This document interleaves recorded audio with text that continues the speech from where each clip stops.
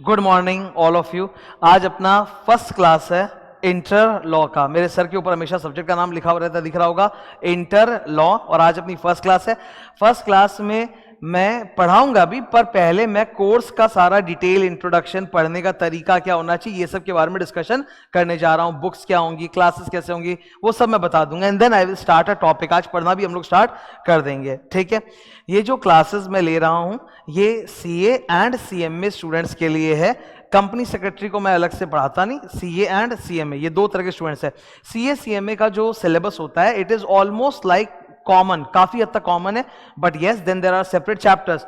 कुछ chapters CA में होते हैं, सीएमए में नहीं होते, कुछ सीएमए में होते हैं, सीए में नहीं होते। तो सेपरेट चैप्टर्स का क्लासेस अलग अलग होता है, बट बाद बाकी शुरुआत हमेशा कॉमन एक साथ होती है। आई am teaching 3 subjects this time, 3 subjects actually. पहला सब्जेक्ट जो है वो है लॉ, जो स्टार्ट हो गया अभी। Second subject that will start will be income tax, ठीक है। इनकम टैक्स में ऑलरेडी मेरा 5 इयर्स का बैच चल रहा है, उसकी फीडबैक बहुत जबरदस्त है, रिवीजन वीडियोस वगैरह जा रहे हैं। एंड तीसरा subject that I will start will be inter audit. तो ये सीक्वेंस रहेगा हम लोग का, पहले लॉ स्टार्ट हुआ, फिर इनकम टैक्स स्टार्ट हुआ, फिर ऑडिट स्टार्ट हुआ, ठीक है। लॉ एंड इनकम टैक्स जो है ये ग्रुप 1 में आता है, ऑडिट हमारे ग्रुप 2 में आता है। एक चीज जो मैं तुमको क्लियर बता सकता हूं, the level of knowledge that you will get in my classes वो एकदम अनपैरेलल रहेगा, ठीक है, एकदम अनपैरेलल। कोई भी सब्जेक्ट बोल लो, जो तीनों सब्जेक्ट मैं पढ़ाता हूं, even in income tax I am telling you the level that I will give you will be 10 times more compare to any other tax classes that you will ever see. और मेरे revision, मेरे demo, वो सब तो YouTube पे already रहेंगे ही compare करने के लिए। तुम आज कंपेयर करो, चाहे 6 महीने बाद कंपेयर करो। तो ये अपना पूरा सब्जेक्ट्स का रेंज रहेगा। अब लॉ के बारे में बात करते हैं, ठीक है। ये बोर्ड पे आप देखो, 3 books are there for CA, yellow, red and blue. ये सीए का बुक्स है। And CMA students will get 4 books, 1 2 3 4 books आएगा। जो सीएमए के स्टूडेंट है उसको 4th बुक बाद में मिलेगा, ठीक है। सीएमए का नया सिलेबस आ गया तो 4th बुक में एक्स्ट्रा चैप्टर्स होते हैं, वो बाद में मिलेगा, ओके। तो CA students will gate 3 books and CMA will get 4 books. 4th book will come later on. Start हमेशा बैच होता है कंपनी लॉ से, ठीक है।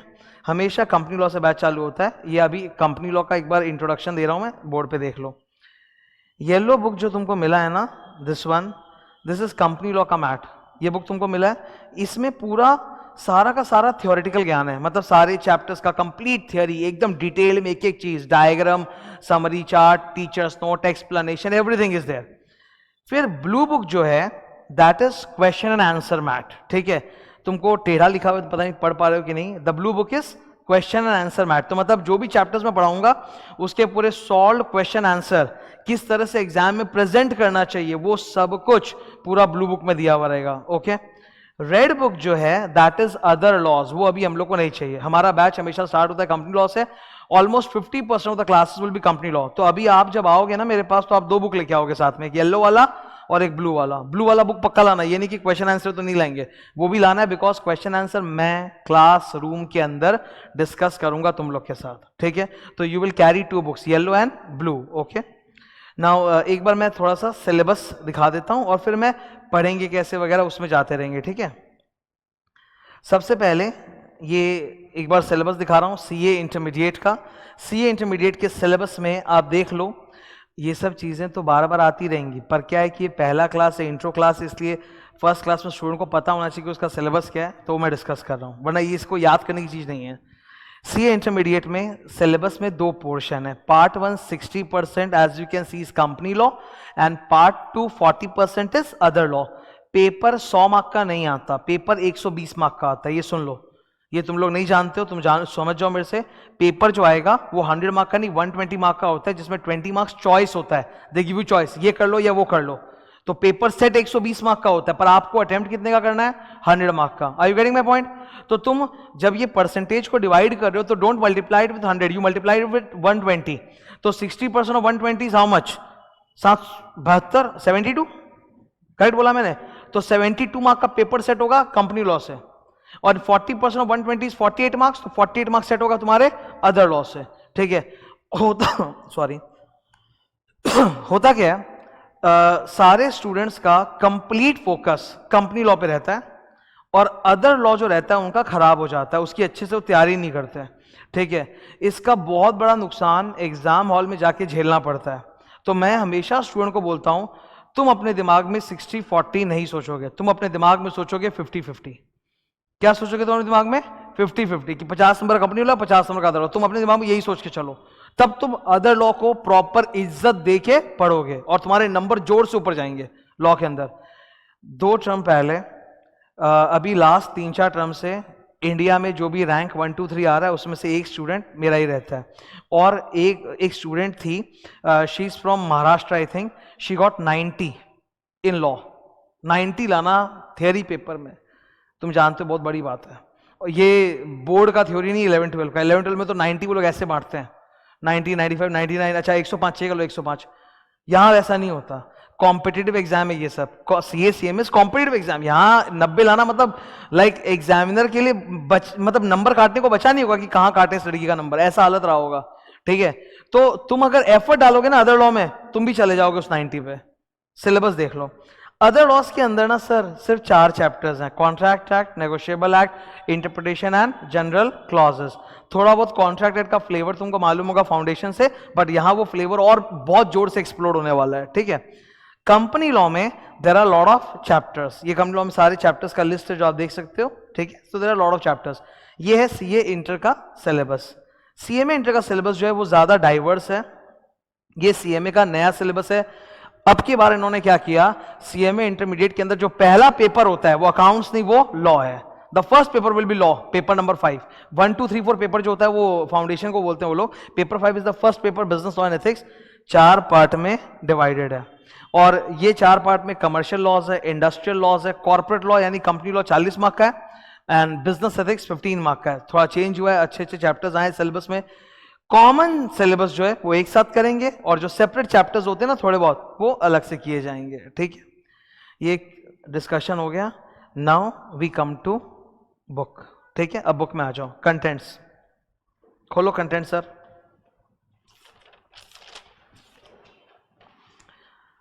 अभी 30 मिनट्स तक I will give you all that introduction, फटाफट दूंगा, I will not waste your time. ठीक है, फटाफट सारा इंट्रोडक्शन होगा, सब चीज के बारे में एक एक चीज। ये कंपनी लॉ का बुक खोला, कंटेंट्स आया। कंटेंट्स में पहला टॉपिक क्या लिखा है? पहला टॉपिक इंट्रोडक्शन कोर्स डिटेल्स, बगल में लिखो सेल्फ रीड।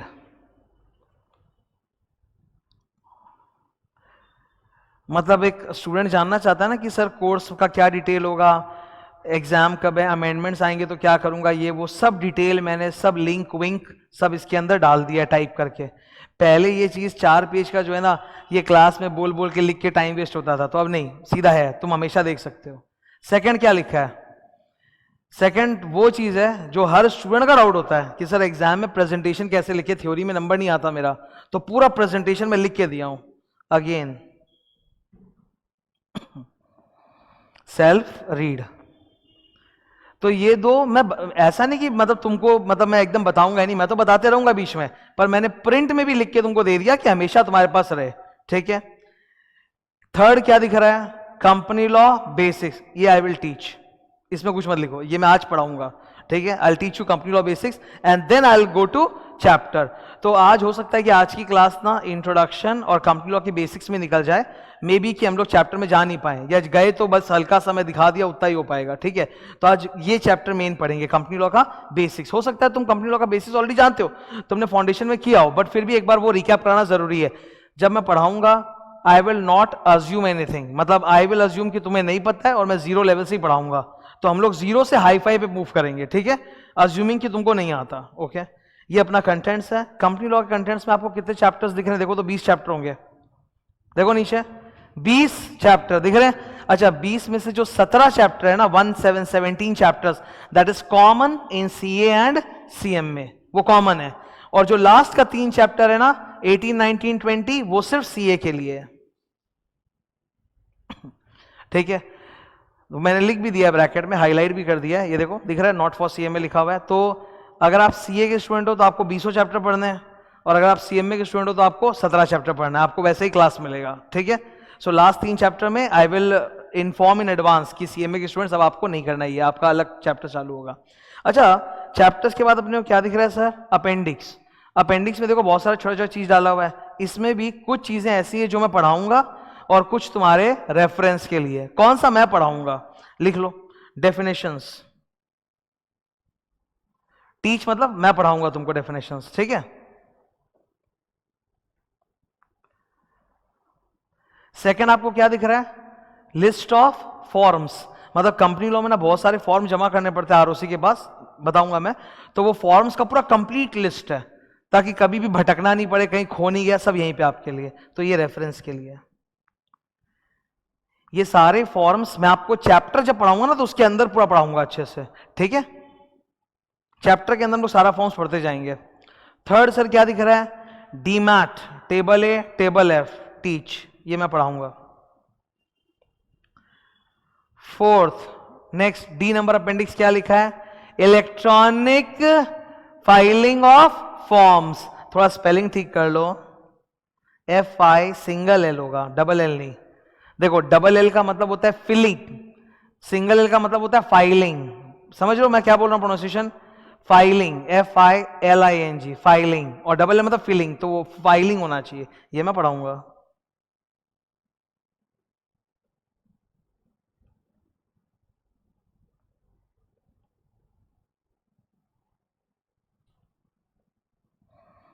ठीक है, और चीजों के बगल में आप लिख लो ऐसे, वो समय के साथ साथ डिस्कस होता जाएगा।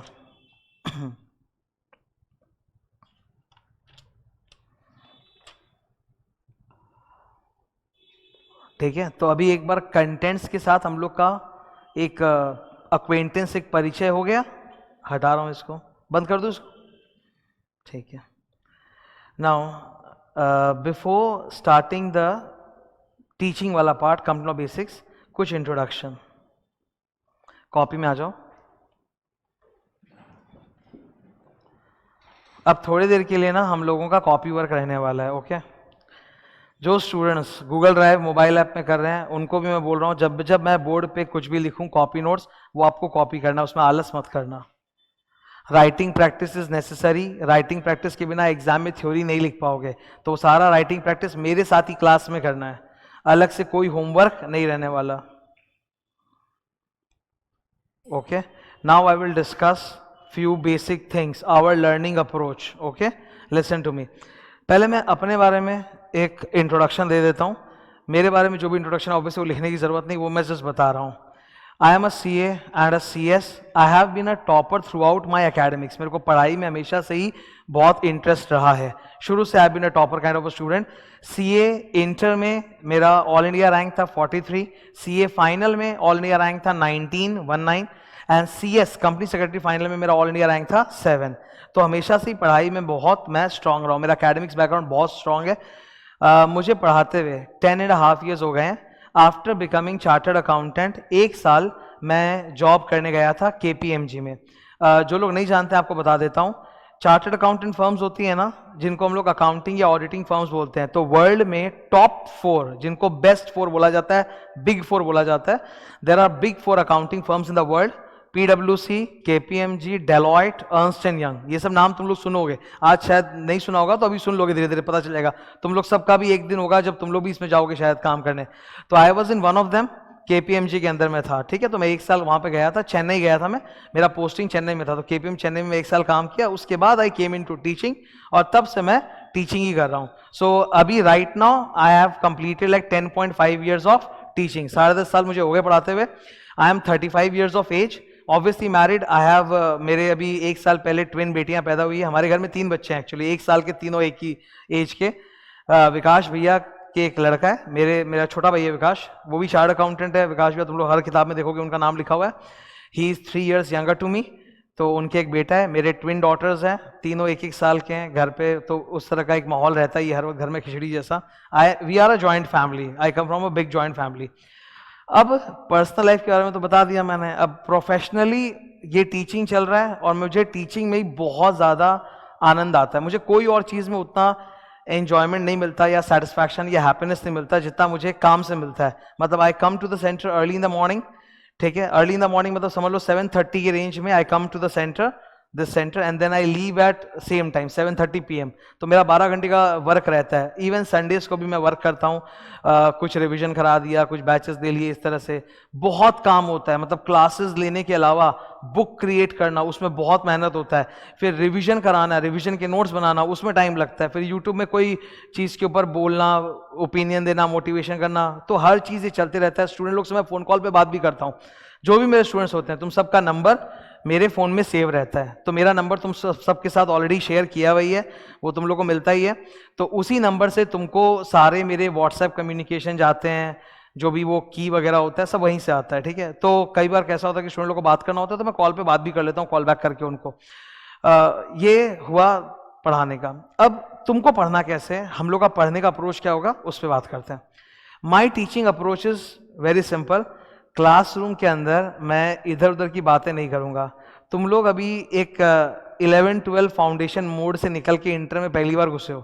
तुम्हारा जो पढ़ने का आज तक का एक स्टाइल रहा है वो अब नहीं रहेगा। मतलब छोटे कक्षा में क्या होती है कि क्लासेस 1-1.5 घंटे की होती है, यहाँ नहीं होती। यहाँ क्लासेस मिनिमम 2 आवर्स की होती है, ठीक है, 2 घंटा उसी रेंज में होता है। और जब तुम बड़े और हो जाओगे, फाइनल में जाओगे, तो क्लासेस 3-3.25 घंटे की होती है। तो एक वो चीज़ है। दूसरा, छोटे क्लासेस में जब तुम पढ़ रहे होते 11-12 फाउंडेशन में, तो एक क्लास जब टीचर लेते हैं तो वो कंटेंट बहुत कम देते हैं और इधर उधर की बातें, हंसी मजाक, वो सब बहुत ज़्यादा होता है, ठीक है। बड़े लेवल्स पे वैसा नहीं होता, क्योंकि कंटेंट इतना है, सिलेबस इतना है ना, कि अगर हम लोग क्लास में हंसी मजाक करने लग गए, नाच गाना करने लग गए, तो वो सिलेबस नहीं खत्म होगा। एंड आज तुम शुरू कर रहे हो अपनी जर्नी, तुमको लग रहा है ओ मेरा एग्जाम तो अभी बहुत दूर है, 8-9 महीने बाद है। वो 8-9 महीना भी आता दिखेगा। तो शुरू में क्या होता है, students have this tendency that उनको नॉलेज से ज्यादा मस्ती चाहिए। लेकिन जैसे से समय बीतता है 2-3 महीने, वो खुद सीरियस हो जाते हैं, वो टीचर से ज्यादा सीरियस हो जाते हैं कि सर सिलेबस करा दो, जाने दो, बस हो गया बस। तो मैं शुरू से ही क्लास में अच्छा खासा कंटेंट कवर करते रहूंगा, सिलेबस पढ़ाता रहूंगा। क्लास 1 से लेके क्लास नंबर 80 तक हमारा जो पूरा एक कंटेंट का फ्लो है बहुत अच्छा चलेगा, ठीक है। ओवर चाप भी नहीं रहेगा, हल्का रहेगा। अगर कभी हंसी मजाक होती भी है तो पढ़ाई रिलेटेड होगी, उसके अलावा कोई चुटकुले का वो, I am not a stand up, वो क्या बोलते हैं उसको, हाँ, आई एम नॉट दैट, ठीक है। मेरे टीचर थे, ओके, वो मतलब मैं नाम नहीं लूंगा उनका, मतलब वो हर क्लास में 10 मिनट का स्टैंड अप करते थे अलग से, और हम लोग क्लास उसी लिए जाते थे बस, क्योंकि जो पढ़ाते थे वो तो सर के ऊपर से जाता था। तो पर वही 10 मिनट सबसे अच्छा लगता था। बट वैसा नहीं करना चाहिए ऑब्वियसली, क्योंकि एंड में फिर बहुत सिलेबस का बहुत इशू हो जाता है। तो क्लासेस का पूरा रिदम अच्छा चलेगा। तुम लोग कॉपी नोट्स बहुत अच्छे से मेंटेन करना। मैं तो, तुम देखोगे मेरी हैंडराइटिंग बहुत अच्छी है, तुम लोग को अभी थोड़े दिन में पता चल जाएगा जब क्लासेस मैं लिखने लगूंगा बोर्ड पे। My handwriting is quite decent, quite good, okay. और क्योंकि मैं सेम कॉपी फॉर्मेट मेंटेन करके लिखता हूं, तो तुम लोग का नोट्स भी एकदम वैसा ही बनेगा। जैसे तुम देख रहे हो, it's a ruled copy, you can see it's a ruled copy. तो मैं वैसे ही लिखूंगा। मेरा मतलब, मैं कोई चीज लेफ्ट में लिख रहा हूं तुम भी लेफ्ट में लिखोगे, मैं राइट में लिख रहा हूं तुम भी राइट में लिखोगे, तो सेम लुक्स, मतलब जो जैसे मैं लिख रहा हूं वैसे ही लिखना। तुम्हारा कॉपी नोट्स एकदम फेयर तैयार होते चला जाएगा। कुछ स्टूडेंट होते हैं जिनकी आदत होती है कि क्लास में रफ कॉपी करेंगे, घर जाके फेयर करेंगे। मेरे केस में वो नौबत नहीं आएगा। मेरा कॉपी जो तुम बनाओगे वो अपने आप में full and final fair work रहेगा। अपार्ट फ्रॉम दैट आपको अलग से कोई फेयर जाके कहीं पे लिखने का जरूरत बिल्कुल नहीं है। That's a total time waste, I am telling you. Whatever writing practice you need, I will do with you in the class itself. मैं क्लास ही में लिखना चालू करूंगा, क्लास ही में बनाऊंगा, मेरे साथ ही फेयर कॉपी बनाते चले जाओगे। क्या कॉपी नोट्स इंपॉर्टेंट होते हैं? हाँ, बहुत होते हैं, बहुत ज्यादा होते हैं। जब तुम बैच खत्म हो जाता है, जब घर में रिवाइज करने बैठते हो, तो सबसे ज्यादा तुमको ना कॉपी बचाता है। कि कॉपी में एक बार छोटे में लिखा हुआ है, क्रक्स में लिखा हुआ है, फिर हर चैप्टर का एक इंट्रोडक्शन दिया हुआ है, डायग्राम्स बना हुआ है, तो उससे तुम्हारे रिदम में आ जाता है पूरा। वो तुमको फिर से याद नहीं लगता, हाँ सर ने ऐसा बोला था, ऐसा बोला था, ऐसा बोला था, तो तुम्हारा रिविजन बहुत स्मूथ हो जाता है। समझ रहे हो? तो कॉपी नोट्स आर इंपॉर्टेंट, और वो मैं मेंटेन कराऊंगा। You don't have to create fair copy और एनीथिंग, वो मैं कराऊंगा। स्टेशनरी को लेके आई एम वेरी पिकी। मतलब मतलब जब भी तुम पढ़ो, अपने साथ 4-5 स्टेशनरी में बोल रहा हूं, वो पक्का रख लेना। एक तो 3 अलग अलग कलर के पेन चाहिए, रेड, ब्लू, ब्लैक। ये 3 अलग अलग कलर के पेन आप लोग आज फर्स्ट क्लास से नहीं लाए हो, कोई बात नहीं है। और वैसे भी सबसे पहले मैं ही क्लासेस पढ़ाना चालू कर रहा हूँ एकदम अर्ली, अभी जस्ट रिजल्ट्स आया है, और बाकी बैचेस आप लोग के अलग अलग सब्जेक्ट के चालू होंगे। तो जो मैं बता रहा हूँ तुमको हर जगह करना है, ये नहीं खाली मेरे लिए। You always carry a stationery bag. Even today till this date I am 35, मैं तुमसे काफी बड़ा हूं, okay, maybe almost double.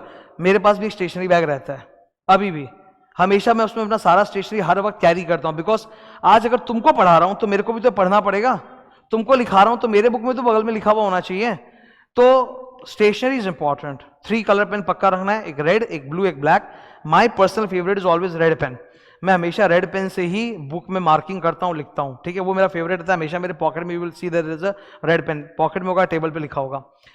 Highlighters, highlighters आपको 2 कलर के अपने पास रखने हैं, अलग अलग कलर के हाइलाइटर। मेरा प्रेफरेंस होता है पिंक एंड ऑरेंज, थोड़ा डीप होता है, इसलिए I prefer that.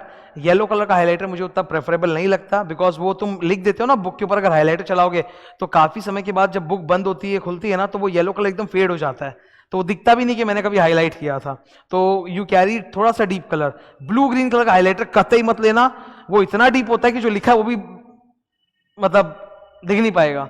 Always prefer pink और ऑरेंज कलर का हाइलाइटर, सबसे सही रहता है। एक वाइटनर आप अपने साथ जरूर रखोगे।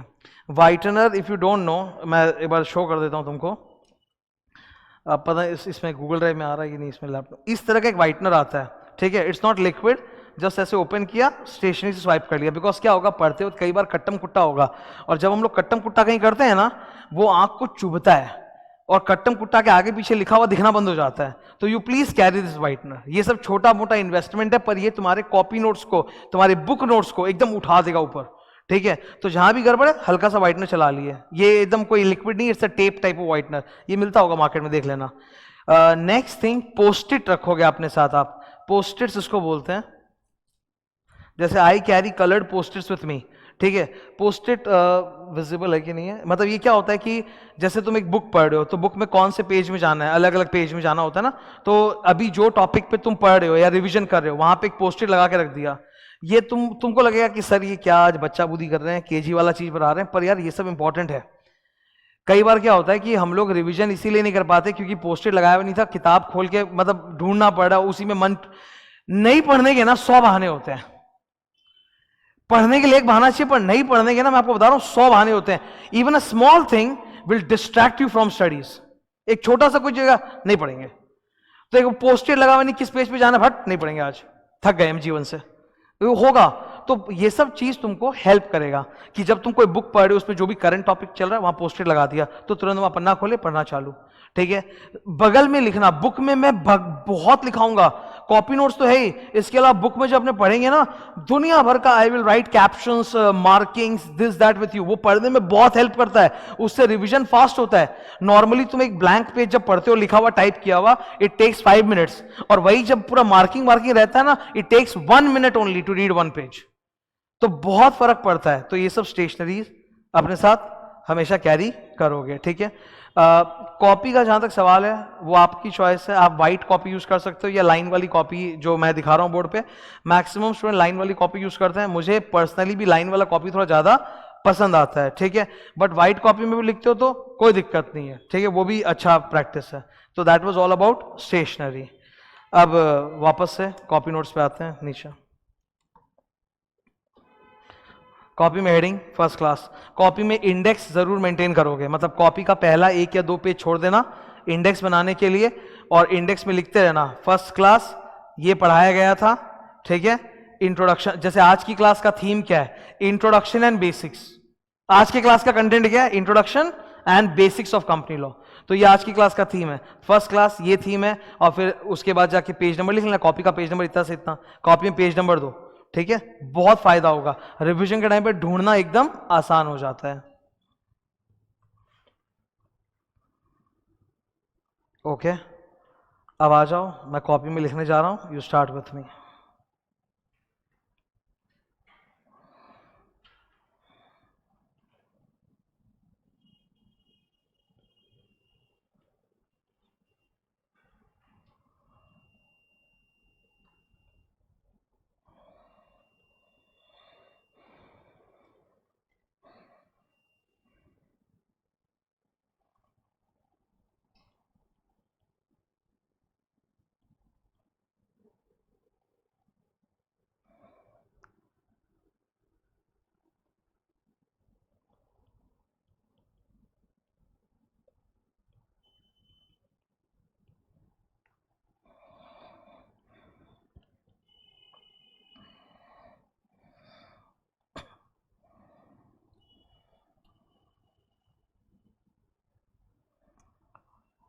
लर्निंग अप्रोच में 3 बातें मैं तो फॉलो करवाऊंगा ही, पर तुम भी याद रखना हमेशा। नंबर 1 क्या है? 100% coverage. Never ever ask me कि सर एग्जाम में मैं देने जा रहा हूं, कौन कौन से चैप्टर इंपॉर्टेंट है बता दो, क्योंकि मैं पूरा नहीं पढ़ पाया। कभी मेरे से मत पूछना। कॉम्पिटिटिव एग्जाम है, पेपर मैं सेट करने नहीं जाता, ठीक है। कॉम्पिटिटिव एग्जाम में पिछले टर्म में जो आया, नेक्स्ट टर्म में पूरा का पूरा पेपर पैटर्न पलट के रख देंगे वो लोग, और तुम सोचते रह जाओगे। तो ऑलवेज ऑलवेज 100% कवरेज इन कॉम्पिटिटिव एग्जाम। अगर तुम पहले से पढ़े हुए नहीं हो, सपोज मान लो तुम्हारा एग्जाम है मई जून में, तुम 1 महीना पहले मेरे को फोन करोगे और बोलोगे कि सर थोड़ा सा मोटिवेट कर दो। पहली बात तो मेरे पास कोई बैटरी नहीं है ना, कैसे तुम्हारे पीछे हाथ में लगा दूंगा तुम चार्ज हो जाओगे। सारा मोटिवेशन जो है ना 10 मिनट के अंदर उड़ जाएगा जैसे किताब खोलोगे। कोई मोटिवेशन चार्ज नहीं कर पाएगा, मैं आपको बता रहा हूं। There is a process, learning is a process which takes several months. Motivation देने से तुम बदल नहीं जाओगे, ओके।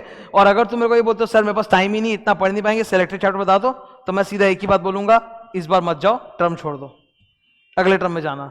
क्योंकि तुम पढ़े ही नहीं, और तुम अब मेरे को ये बोलोगे कि सर 20 में से 5 चैप्टर बता दो, मैं पढ़ के जाऊंगा कल पेपर में जो आएगा, वो पॉसिबल नहीं है। 100% कवरेज। सेलेक्टिव में कभी नहीं जाना। कुछ ऐसे लोग होते हैं जो मिसगाइड कर देते हैं, दीदी भैया सीनियर, ठीक है, सर्टेन टीचर्स यूट्यूब वगैरह में सब कोई गाइडेंस देने आ जाते हैं आजकल, ठीक है, रैंकर्स, ठीक है, सब के सब आजकल यूट्यूब पे आके गाइडेंस देना चालू कर देते हैं कि ऐसे करो जीवन में तो प्रधानमंत्री बन जाओगे, सब के सब गाइडेंस देते हैं। तो वहां बहुत सारा गलत गाइडेंस भी है, बहुत सारा गलत गाइडेंस है उसमें से, ठीक है। वन ऑफ दैट गलत गाइडेंसेस ये चैप्टर इंपॉर्टेंट एग्जाम के लिए पढ़ के जाना। किसी को नहीं मालूम क्या आएगा एग्जाम में एक्सेप्ट द पेपर सेटर। तो प्लीज सेलेक्टिव नहीं, 100% कवरेज। कभी ये नहीं बोलना कि ये चैप्टर गंदा है, ये चैप्टर अच्छा है। तुम्हारे लिए सब चैप्टर बराबर है। तुम जिस दिन ये सोचोगे ना ये मेरा फेवरेट है, ये मेरा नहीं फेवरेट है, तुम फिर गए काम से उस दिन। तुम अगर किसी चैप्टर को गाली दे दिए कि ये गंदा चैप्टर है, तुम्हारा उसके प्रति इतना इमोशन खराब हो जाएगा, तुम उसको पढ़ नहीं पाओगे। तो हर चैप्टर तुम्हारे लिए इंपॉर्टेंट है, ठीक है, हर चैप्टर। You can not have favourites. Second, Q&A solving is very important. We will discuss Q&A in the class. मैं क्लास के अंदर ही पूरा क्वेश्चन आंसर पढ़ा दूंगा। मैं तुमको ये आंसर लिखते कैसे हैं, क्या तरीका होता है, वो सब मैं करा दूंगा। तो Q&A is important. When you will revise, you will also revise Q&A, ठीक है। उस Q&A रिवाइज करने से ना बहुत सारे बेनिफिट्स होते हैं, जो मैं तुमको बाद में इलस्ट्रेट करके दिखाऊंगा, अभी नहीं, बाद में दिखाऊंगा जब मैं पढ़ाऊंगा तुमको। तीसरा क्या है? Daily revision. अब ये क्या है सर? मैं बता रहा हूं, देखो मेहनत बहुत होगी। आज से लेकर 6 महीने तक आप ये मान के चलो सांस लेने का टाइम नहीं मिलेगा, ठीक है। अभी तो तुम रिलैक्स्ड हो बिकॉज मेरा क्लास चालू हुआ है ना खाली, इसलिए अभी 1 हफ्ता 2 हफ्ता बीतने दो, तुम आके बोलोगा, खुद बोलोगे कि सर हम कुछ कर नहीं पा रहे, हम तो मर गए एकदम, भागते भागते पढ़ते पढ़ते। वो होगा, वो प्रोसेस है। 6 महीने तक एकदम तुम्हारा लाइफ एकदम बिजी रहेगा, सुबह से लेकर रात तक बिजी रहोगे, पर बावजूद उसमें तुमको 10 मिनट का 15 मिनट का समय निकालना पड़ेगा for revising the subject daily. Daily revision. I will help you. मैं कैसे हेल्प करूंगा वो बता देता हूं। जैसे after I complete a class, मेरे 2 यूट्यूब चैनल है। एक मेरा मेन चैनल है सिद्धार्थ अग्रवाल, ठीक है, और एक मेरा और दूसरा यूट्यूब चैनल है जिसका नाम है डेली रिविजन, ठीक है। मेरा मेन चैनल जो है उसमें तकरीबन 140 145 के आसपास सब्सक्राइबर्स होंगे, मतलब 140 के। और जो डेली रिविजन चैनल है उसमें 20-21 के का सब्सक्राइबर्स बेस है, तुम समझ जाओगे। तो डेली रिविजन में क्या होता है, मैं जो क्लास देता हूं ना, जैसे अभी मैं आज तुम लोग का लॉ क्लास दिया, तो मैं इसके लिए एक 10 मिनट का रिविजन वीडियो बनाऊंगा after the class and I will put it on YouTube. तो तुम क्या है, तुम गए यहां से रात को अपना वो खोला यूट्यूब, देखा कि सर ने रिविजन वीडियो डाला है आज की क्लास का, देख लिया 10 मिनट का। या फिर अगले दिन अगर तुमको सुबेरे समय मिलता है तो तुम सुबेरे जो मेरी क्लास में आ रहे हो उसको करने के पहले एक बार खोल के देख लो सर क्या रिवाइज कराया था पिछले क्लास। तो पिछले क्लास के जो तुम रिवाइज कर लोगे ना, तो नया वाला क्लास तुमको बहुत मतलब अच्छा लगेगा, ठीक है। इसका एक और रीजन है why I have started doing this. मैंने ये डेली रिविजन इससे स्टार्ट किया है। होता क्या था, मैं रिवीजन हमेशा से कराया हूं, बट उसमें एक दिक्कत है। जैसे ये तो फर्स्ट क्लास इसलिए महसूस नहीं हो रहा तुमको, लेट अस से कि ये आज अपना 8th क्लास है, ठीक है।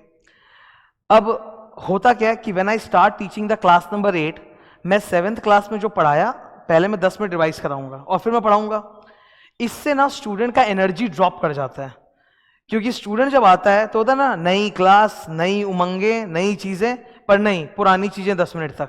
तो पिछले क्लास का पूरा कंटेंट जब 10 मिनट में रिवाइज कराया जाता है ना, तो मेरा लेवल अलग है, क्योंकि मैं तुमसे बहुत ज्यादा प्रैक्टिस्ड हूं, तुम्हारा लेवल नहीं है। तुम 10 मिनट के अंदर खत्म हो जाओगे एकदम एग्जॉस्ट, और फिर तुम्हारा जो एनर्जी है to start a new topic वो डाउन होगा। तो I don't want to do that. इसलिए मैंने क्या किया, अब से हर क्लास जो अपनी होगी उसका मैं 5-10 मिनट का रिवीजन वीडियो बनाऊंगा और मैं डाल दूंगा पहले से ही। तो आने के पहले या क्लास से जाने के बाद आप उसको देख लो। तो अगले दिन जब अपने मिलेंगे ना, will start with new content. नया जोश होता है क्लास में, एकदम नया कंटेंट से स्टार्ट करेंगे, बासा माल करने की जरूरत नहीं है, वो हो गया रिवीजन। तो डेली रिवीजन की आदत बना लो, इससे भूलोगे नहीं। कितने स्टूडेंट्स होते हैं जिनका एक ही दिक्कत होता है, सर पढ़े थे भूल गए, पढ़े थे भूल गए, पढ़े थे भूल गए। ये प्रॉब्लम जो पढ़े थे भूल गए ना, सबसे ज्यादा मैं आपको बता रहा हूं 2 सब्जेक्ट में होता है। सबसे ज्यादा 2 सब्जेक्ट में होगा, पढ़े थे भूल गए। Number 1 tax, number 2 audit. इन 2 सब्जेक्ट में ये इतना बड़ा प्रॉब्लम है। सबसे भयंकर प्रॉब्लम आता है टैक्स में। टैक्स में क्या होता है ना, कंटेंट एकदम ठूस के भरा है, एकदम ठूस के कंटेंट भरा है। एंड जो कंटेंट तुम क्लास 1 में पढ़ रहे हो वो तुमको क्लास 25 में भी चाहिए, और तुमको याद नहीं है तब तक, क्योंकि 24 क्लास के बाद तुम सब कुछ भूल चुके हो, तुम्हारा नाम भी भूल चुके हो, तुमको कुछ याद नहीं है, और तुमसे फिर सम्स हो नहीं पाएगा। इनकम टैक्स में इतना भयंकर हालत है, तो वहां तो डेली रिवीजन चाहिए। ऑडिट में ये समस्या आती है। ऑडिट में पढ़े थे, बहुत अच्छा लगा, निकले भूल गया। ये समस्या लॉ में उतनी नहीं होती। लॉ में क्या होता है, एक चैप्टर खत्म ना तो गुड बाय टाटा, फिर उस चैप्टर का हमको दोबारा जरूरत नहीं है, तो वो तुमको अफेक्ट नहीं करेगा। बट फिर भी लॉ के अंदर भी मैं डेली रिवीजन पुट कर दूंगा, ठीक है। तो ये तुम्हारा लर्निंग अप्रोच रहेगा, ओके।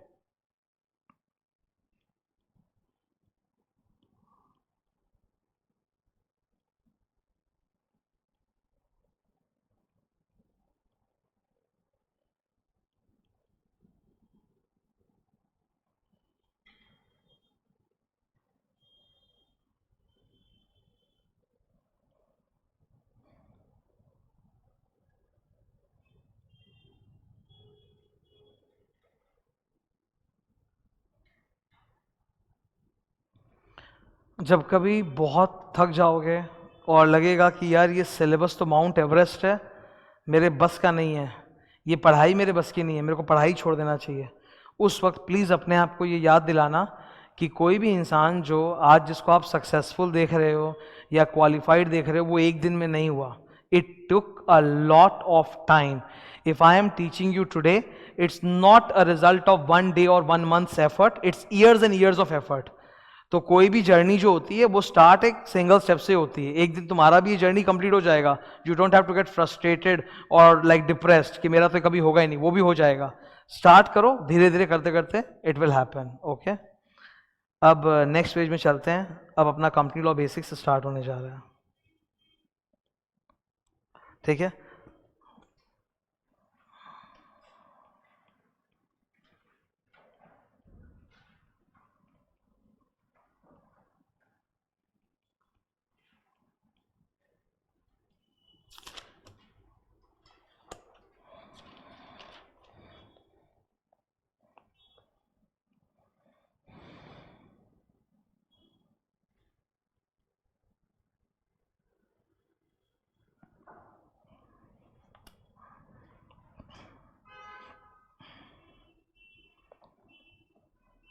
ठीक है,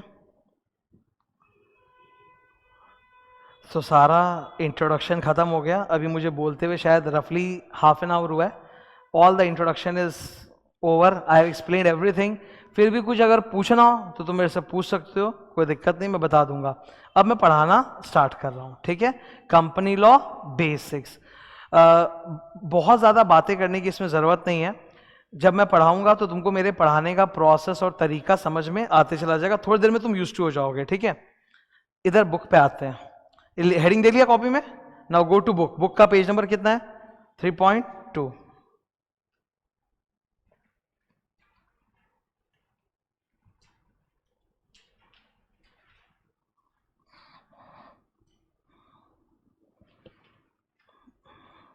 आ गए सब कोई?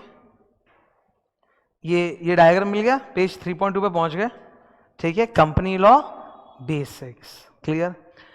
हो सकता है कि जब मैं अभी ये कंपनी लॉ बेसिक्स पढ़ाऊं तो तुम में से कुछ स्टूडेंट्स ऐसे होंगे जिन्होंने ये ज्ञान फाउंडेशन में ऑलरेडी पढ़ रखा होगा, मेरा पहले भी इसके ऊपर यूट्यूब पे बहुत सारा वीडियोस जा चुका है, तो हो सकता है तुमने कभी देख लिया हो, you already know it, but फिर भी I want to teach it fresh. एक बार फ्रेश मैं तुम सबके साथ डिस्कस करना चाहता हूं ताकि तुम लोग सब एक सेम लेवल पे आ सको, ठीक है। कुछ अगर जानते हो तो अच्छी बात है, रिविजन हो जाएगा, इसमें क्या है। Let's start. Company law basics. Law और एक्ट में फर्क होता है। Act is a part of law, act is a part of law. तो जो हम लोग पढ़ रहे हैं उसका नाम कंपनीज एक्ट नहीं है, जो हम लोग पढ़ रहे हैं उसका नाम है company law. Sir company law के अंदर 3 चीजें आती है।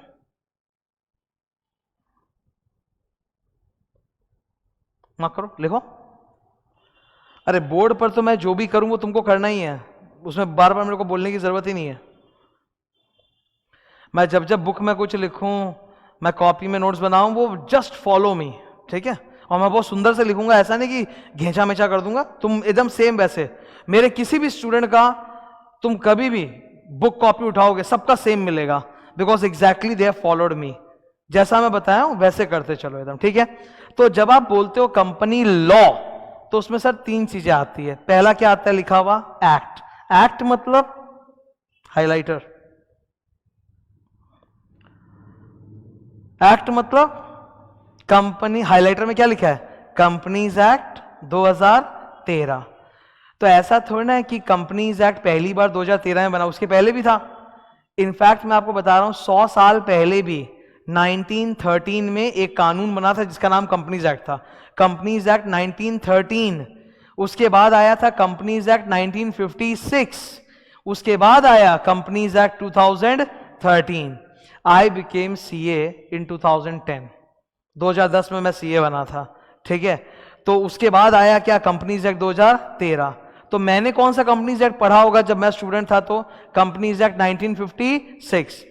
तो तुम कौन सा पढ़ रहे हो, और अभी एक नया ही माना जाएगा, ये भी चलेगा काफी समय तक, जब तक तुम्हारे बच्चे बड़े नहीं हो जाएंगे ना तब तक यही चलता रहेगा। आई am telling you, companies act 2013, okay.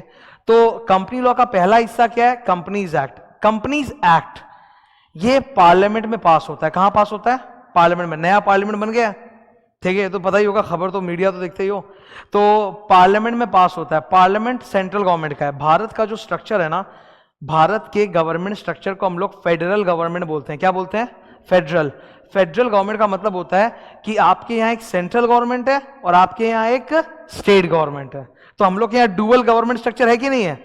मुख्यमंत्री कोई और है, प्रधानमंत्री कोई और है, केंद्र में कोई और पॉलिटिकल पार्टी चल रही है, राज्य में स्टेट में कोई और पॉलिटिकल पार्टी चल रही है। होता है कि नहीं होता। तो we have a central government, we have a state government, double government structure है अपना, ठीक है। अब आप सुनो, मोस्ट ऑफ द कानून जो होता है वो सेंट्रल गवर्नमेंट पास करती है। They are known as central laws, they are passed by the central government in the parliament of the country. Parliament का न्यू दिल्ली। लेकिन आपके नॉलेज के लिए बता दूं, बहुत सारे कानून ऐसे भी होते हैं जो स्टेट गवर्नमेंट पास करती है, जिन्हें हम कहते हैं स्टेट लॉज। वो कहां पास होता है सर, विधानसभा, विधान परिषद, सुना है कि नहीं सुना है, लेजिस्लेटिव असेंबली, ठीक है। तो वो स्टेट विधान, यहीं पे तो बगल भी तो है विधानसभा, विधान परिषद, गवर्नर उसके पीछे, तो वो वहां पास होता है। हम लोग जो पढ़ाई कर रहे हैं सीए और सीएमए का, ये स्टेट लेवल का पढ़ाई नहीं है, ये इंडिया लेवल का पढ़ाई है। ऊपर से लेके नीचे तक पूरे भारत में सबका सेम सिलेबस, सेम एग्जाम होता है। तो क्योंकि हमारी पढ़ाई इंडिया लेवल की है, तो हमारे सिलेबस में सिर्फ इंडिया लेवल के लॉज हैं, सेंट्रल लॉज हैं। हमारे सिलेबस में एक भी स्टेट लॉ ना है, ना होगा, ना आज, ना फाइनल में। Are you clear with this. In fact GST आएगा तुम लोग के, ठीक है। जीएसटी में आपको बता देता हूं, हर स्टेट का एक जीएसटी एक्ट है, हर स्टेट का। पर आपके सिलेबस में स्टेट का जीएसटी एक्ट नहीं है, आपके सिलेबस में सिर्फ एक जीएसटी एक्ट है, सेंट्रल जीएसटी एक्ट। और कुछ कुछ जगह में इंटीग्रेटेड जीएसटी एक्ट पढ़ाया जाएगा, ठीक है। पर हमारे सिलेबस में स्टेट लॉस नहीं है। तो कंपनीज एक्ट तो सेंट्रल लॉ है सर, तो ये पास कहां हुआ होगा, दिल्ली में हुआ होगा, पार्लियामेंट में।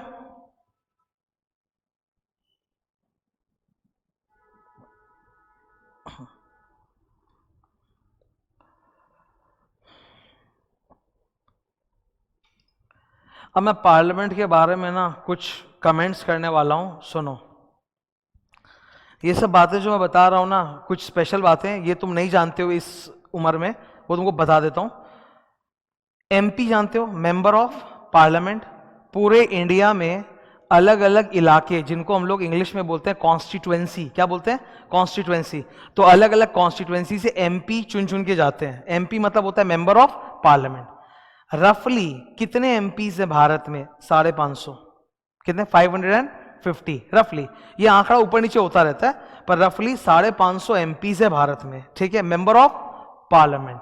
और आपके इलाके का एमपी अलग होता है, एमएलए अलग होता है। एमएलए स्टेट गवर्नमेंट में जाता है, एमपी सेंट्रल गवर्नमेंट में, यू नो दैट, ठीक है।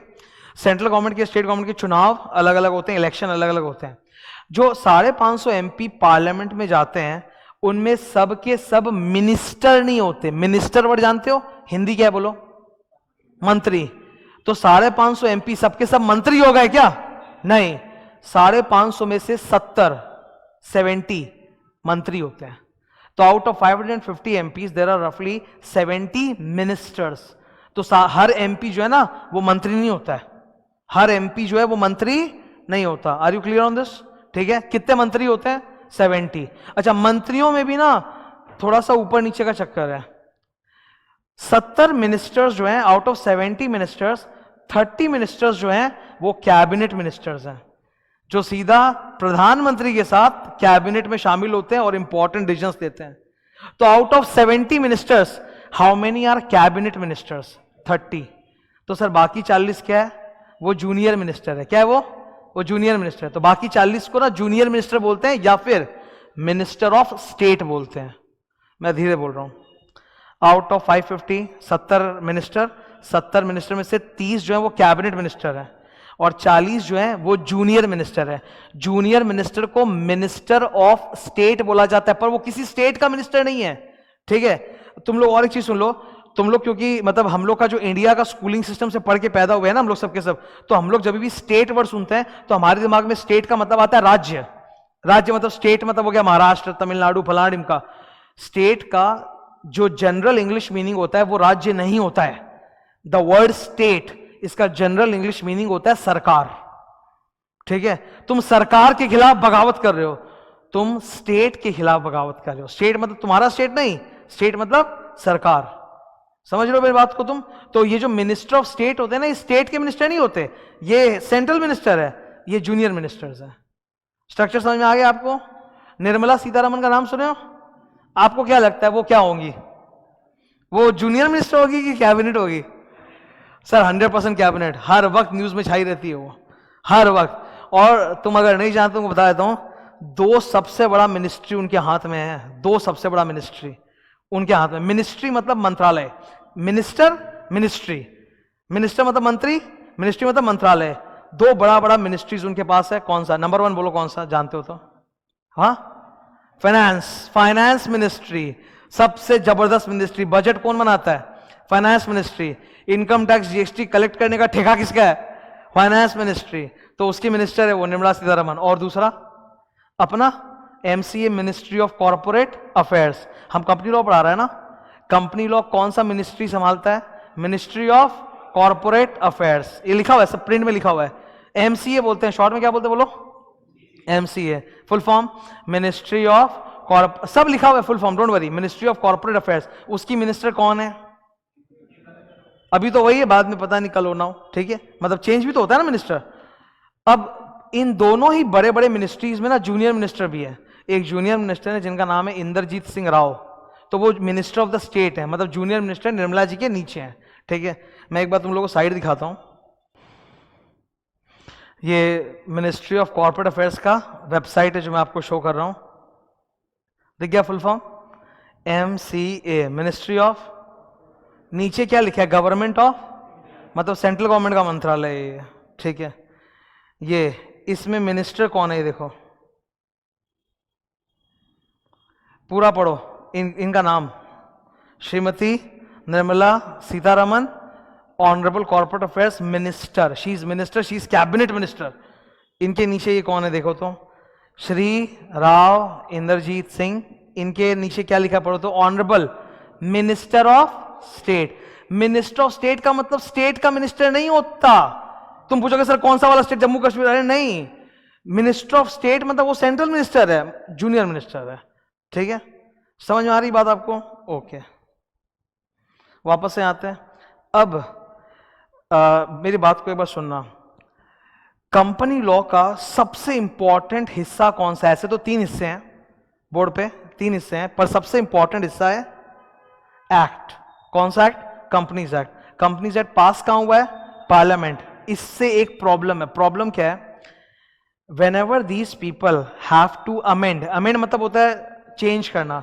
अमेंडमेंट वर्ड जानते हो? अमेंडमेंट मतलब कानून बदल गया, चेंज हो गया। अमेंडमेंट का हिंदी होता है संशोधन, ठीक है? तो अगर एक्ट में कोई अमेंडमेंट करना है ना, तो वो अमेंडमेंट पार्लियामेंट में करना पड़ता है। अब तुमको सुनने में हाँ तो, अरे हाँ तो नहीं, बहुत बड़ा प्रॉब्लम है। पार्लियामेंट हर वक्त ओपन नहीं रहता। आपको क्या लगता है पूरे भारत के जो 550 एमपीज हैं, क्या वो दिन भर दिल्ली में बैठे रहते हैं पार्लियामेंट बिल्डिंग के अंदर? वो तो अपने अपने इलाके में रहते हैं। अरे आपके इलाके का एमपी तो आपके इलाके में रहता होगा, वो थोड़ा दिन भर वहां, मतलब 12 महीने वहां पे दिल्ली में होता होगा। तो पार्लियामेंट हर वक्त ओपन नहीं होता। पार्लियामेंट साल में कई बार बीच बीच में ओपन होता है, जिसको हम लोग इंग्लिश में बोलते हैं पार्लियामेंट इन सेशन। क्या बोलते हैं? पार्लियामेंट इन संसद। सेशन मतलब संसद में भी, ठीक है? तो पार्लियामेंट जब सेशन में होता है तभी वो लोग सामने ये सब अमेंडमेंट्स रखते हैं और सारे वो नेता लोग डिबेट करके पास करते हैं। तो it takes a hell lot of time. बहुत बड़ा ये कंबरसम प्रोसेस है। तो एक्ट में अगर अमेंडमेंट करना है तो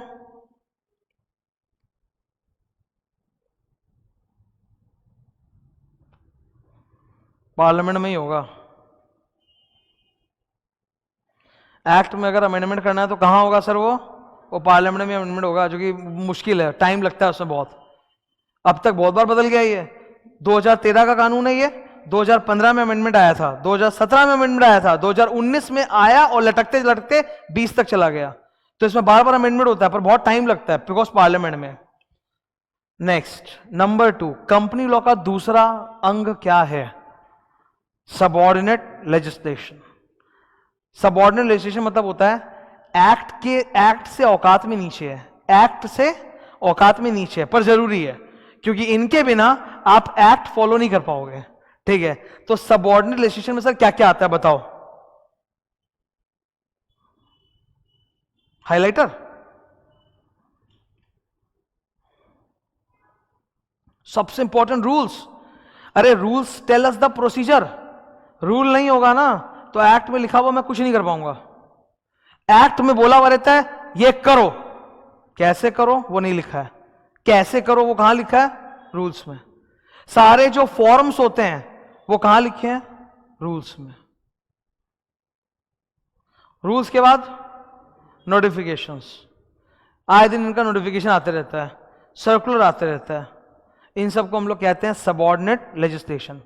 खुशखबरी ये है कि subordinate legislation is not passed in parliament, it is created by MCA, full form. और इनमें अगर कभी आपको अमेंडमेंट करना है तो पार्लियामेंट का परमिशन नहीं चाहिए। किसका परमिशन चाहिए? MCA।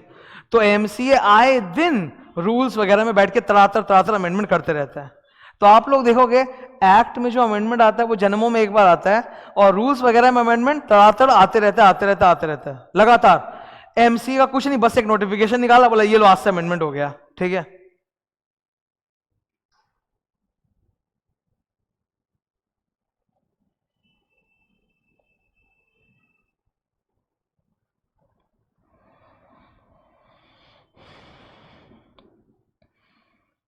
तो रूल्स में अमेंडमेंट करना सर बहुत आसान है, उसके लिए बस वो नोटिफिकेशन निकालेंगे हो जाएगा। अच्छा, कई जन ये जानते होंगे, फिर मैं बता देता हूं। नोटिफिकेशन इन ऑफिशियल गैजेट का मतलब ये होता है भारत का राजपत्र,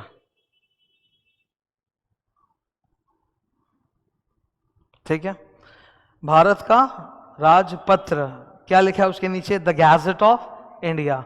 तो सर ये क्या होता है ये ऑफिशियल गैजेट वगैरह? मैं बता देता हूं। एग्जाम में दे will not ask you, exam में कभी नहीं पूछेंगे आपसे, खाली तुम्हारे वो डाउट होगा, इसलिए मैं बता देता हूं। पुराने जमाने में क्या होता था, राजे महाराजे जब हुआ करते थे तब तो ऐसे यूनिफाइड इंडिया नहीं था, राजे महाराजे थे। तो राजा महाराजा लोग को कुछ भी अगर अनाउंसमेंट करना होता, कोई कानून बताना होता, चाहे कितना भी छोटा कानून हो, तो वो लोग क्या होता, शहर के नगर के बीचों बीच एक बड़ा सा ड्रम रखते जिसको दुदुम्बी बोलते हैं, और उसको बजाकर अनाउंस किया जाता था। आज पूरा भारत एक है, अगर कोई कानून आएगा तो आपको लगता है हर नुक्कड़ पे ऐसे ड्रम बजेगा? पॉसिबल नहीं है। तो इसके लिए इन्होंने क्या कर रखा है, एक वेबसाइट बना रखा है egazette.nic.in, ठीक है, लिखा हुआ ऐसा बंदा, मैं दिखा दूंगा बाद में। क्या वेबसाइट का नाम है? ई-गैजेट। गैजेट वर्ड का मतलब होता है राजपत्र। गैजेट का स्पेलिंग देखो तो क्या है? अच्छा, you all know there is another spelling of gadget, GADGET। ये घड़ी जो पहना हुई इसको गैजेट बोलते हैं ना, ये मोबाइल फोन को क्या बोलते हैं? गैजेट। ये रिमोट कंट्रोल गैजेट, वो स्पेलिंग अलग है, इसका स्पेलिंग क्या है? Gadget, GAZETT। गैजेट का मतलब सर क्या होता है? राजपत्र, मतलब सरकारी फरमान, सरकारी घोषणा। तो अब ये लोग क्या करते हैं, वेबसाइट बना लिया, और जब जब जो नोटिफिकेशन आता है पूरे हिंदुस्तान में वो वेबसाइट में चलते रहता है, egazette.nic.in पे। तो एमसीए को अगर रूल्स को अमेंड करना है तो क्या करेगा? नोटिफिकेशन ऑफिशियल गैजेट निकालेगा, हो गया, ठीक है। थर्ड क्या है? Case laws.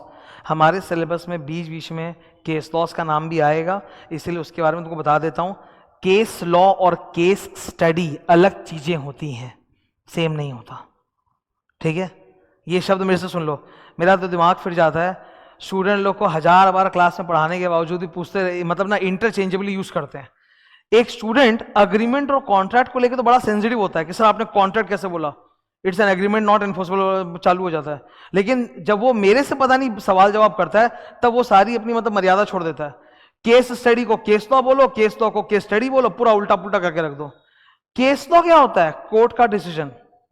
केस लॉ क्या होता है? कोर्ट का डिसीजन। और केस स्टडी क्या होता है? जो तुम्हारे एग्जाम में क्वेश्चन आएगा वो है केस स्टडी। तुम्हारे एग्जाम में लोग सवाल पूछेंगे, X limited company has got 7 directors, फलाना ढिमका ढिमका, that's a case study, the question they ask you in exam. And case law is court का डिसीजन।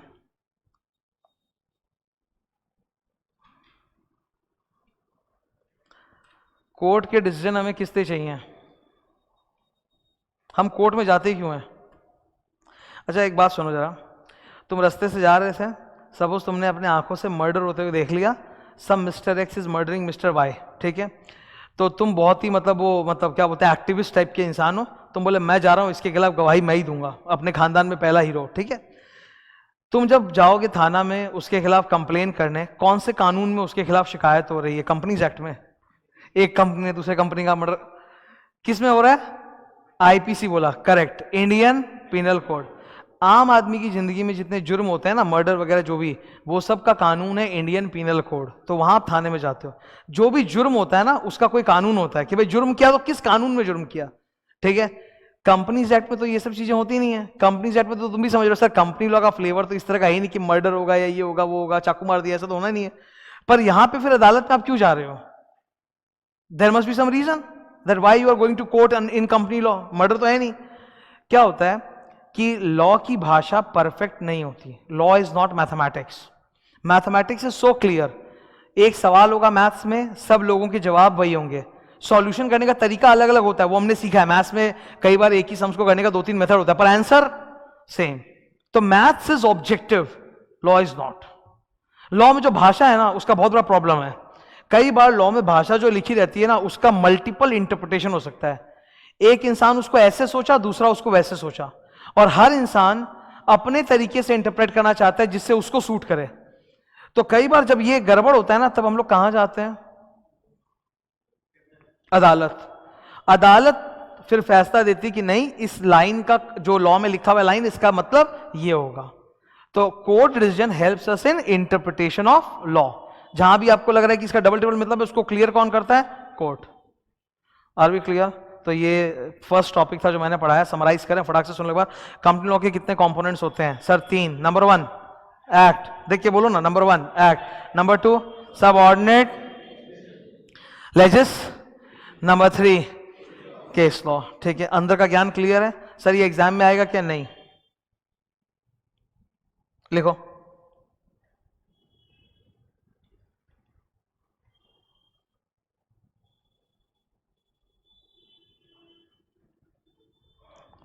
ये पूरा चैप्टर जो मैं पढ़ा रहा हूं आपको 4 पेज का है, शायद 4-5 पेज का। It is for reference only. ये चैप्टर से कोई क्वेश्चन एग्जाम में इट नहीं आएगा, it is for reference only, ठीक है। ये फर्स्ट टॉपिक सीखा। सेकंड तो आपने वो डायग्राम देख लिया, नोटिफिकेशन कैसा होता है वैसे ही था। थर्ड, अच्छा, ये एक बहुत इंपॉर्टेंट टॉपिक है, ये भी पता होना चाहिए सबको। एक काम करो, मैं जो नंबरिंग करूँ ना तुम भी कर देना, ठीक है?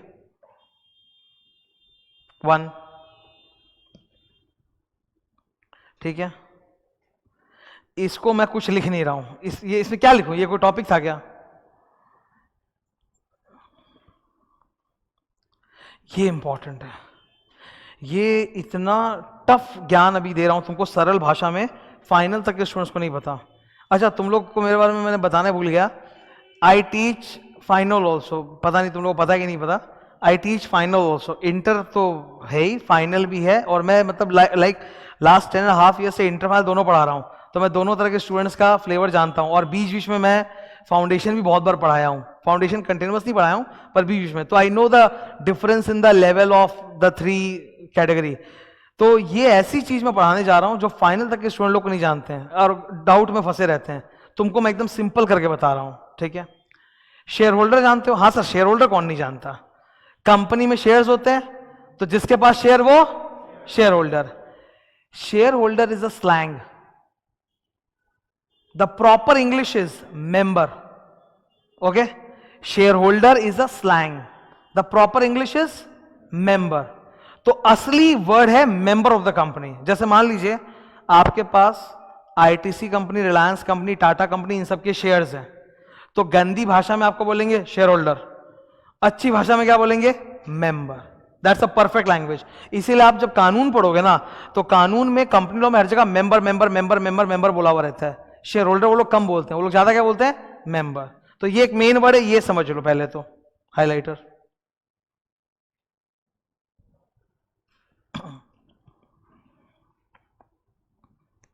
ओके, कंपनी का इनकॉर्पोरेशन कराना पड़ता है। अच्छा, all of us in this room we are all natural persons. हम सबों को बोला जाता है नेचुरल पर्सन। अरे जिंदा हूं ना, हार्ट, लंग, किडनी जो भी जहां भी है, मतलब I am a natural person, you are a natural person. But कानून की नजरों में दो तरह के पर्सन होते हैं, नेचुरल एंड आर्टिफिशियल। मेरा जो कोचिंग सेंटर है, इट्स एन एलएलपी। मेरा कोचिंग सेंटर एलएलपी है, तुमको बिल मिला होगा, उसमें देखना लिखा होगा Siddharth and Vikas classes LLP. LLP कानून की नजरों में आर्टिफिशियल पर्सन है। क्या एलएलपी एक जिंदा इंसान है? क्या हाँ बोल रहा है? क्या एलएलपी एक जिंदा इंसान है? नहीं। तो वो एक क्या है? Artificial person. पर वो भी पर्सन है, वो कानून की नजरों में एक सेपरेट पर्सन है, ठीक है? सिद्धार्थ अग्रवाल एक अलग पर्सन है, सिद्धार्थ का एलएलपी एक अलग पर्सन है। सिद्धार्थ का पैन नंबर अलग है, सिद्धार्थ के एलएलपी का पैन नंबर अलग है, ठीक है? हर चीज अलग अलग है कानून की नजरों में। ओके, कंपनी खुद एक आर्टिफिशियल पर्सन है। कंपनी रिलायंस, टाटा, आईटी, ये सब क्या है? Artificial person. इनको लीगली पैदा करवाना पड़ता है, इनकॉर्पोरेशन कराना पड़ता है इनका, ठीक है? तो इधर देखो,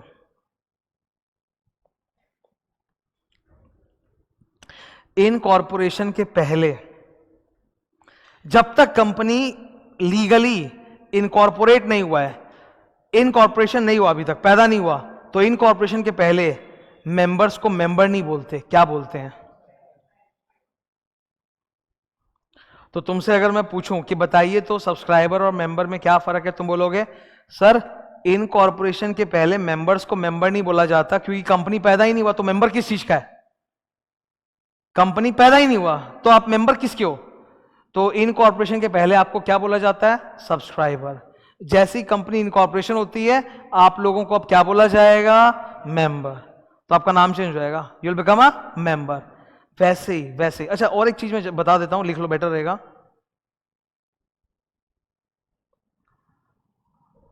तुम लोग अभी छोटे मतलब क्लास के हो ना, मतलब एक 11-12 वाला मेंटालिटी है तुम्हारा, तो तुम लोग को छोटे छोटे चीजों पे डाउट होता है, मुझे पता है। Registration of company and incorporation of company same चीज होता है, अलग अलग नहीं होता, ठीक है? स्टूडेंट लोग का डाउट होता है सर रजिस्ट्रेशन क्या होता है? अरे इनकॉर्पोरेशन का ही दूसरा नाम है रजिस्ट्रेशन। तो कोई बोले registration of company, same incorporation. Okay, clear? अच्छा, कंपनी जैसे पैदा हुआ है वैसे मर सकता है कि नहीं? तो मारना भी लीगल तरीके से पड़ेगा। पैदा आप लीगल तरीके से करवाए इनकॉर्पोरेशन, तो मारोगी भी एक लीगल तरीके से। उस लीगल तरीके को हम कहते हैं,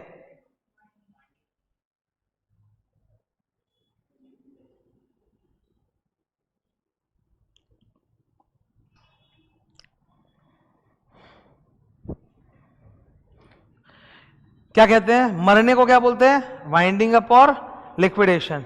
जब एक कंपनी का वाइंडिंग अप या लिक्विडेशन हो जाता है तो अच्छा, it's not very fast, it's not very fast, I will tell you. मैं एक बार हल्का सा बता देता हूं, सुनो। जैसे आप कंपनी को मारना चाहते हो तो आपको अदालत में जाके पिटीशन फाइल करना पड़ेगा कि भाई हम लोग सर ये कंपनी बंद करना चाहते हैं। तो अदालत एक ऑर्डर पास करेगा जिसको बोलते हैं लिक्विडेशन ऑर्डर, कि इस कंपनी को बंद किया जाए। तो ऐसा नहीं कि लिक्विडेशन ऑर्डर पास करती कंपनी तत्काल बंद हो गया, ना सर, इट टेक्स टाइम।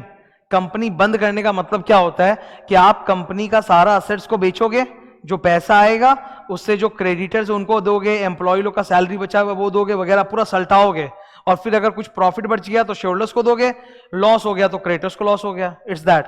तो it takes time, it takes several months, sometimes it even takes several years to shut down the company. तो लिक्विडेशन ऑर्डर तो आ गया पर कंपनी अभी तक बंद नहीं हुआ है, ठीक है। फाइनली जब कंपनी बंद होता है ना, उसको डिसोल्यूशन बोला जाता है। क्या बोला जाता है, डिसोल्यूशन।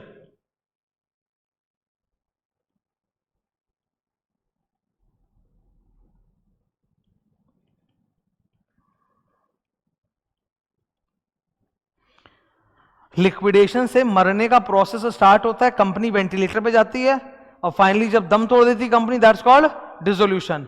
तो लिक्विडेशन से डिसोल्यूशन के बीच में मेंबरों को मेंबर नहीं बोला जाता, क्या बोला जाता है। तो जब तुम ये नाम सुनते हो ना, सब्सक्राइबर, मेंबर, कंट्रीब्यूटरी, तो they are not separate, okay. वो सेम इंसान है, कंपनी के टाइमिंग पे डिपेंड होकर उसका नाम चेंज हो रहा है, ठीक है। इनकॉर्पोरेशन के पहले आप मेरे को सब्सक्राइबर बोलोगे, इनकॉर्पोरेशन के बाद you will call me member, और जब कंपनी का लिक्विडेशन चालू हो जाएगा तब आप मेरे को क्या बोलना चालू कर दोगे, कंट्रीब्यूटरी। सेम आदमी है। Are we clear on this, ठीक है। कोई डाउट है क्या, नहीं ना।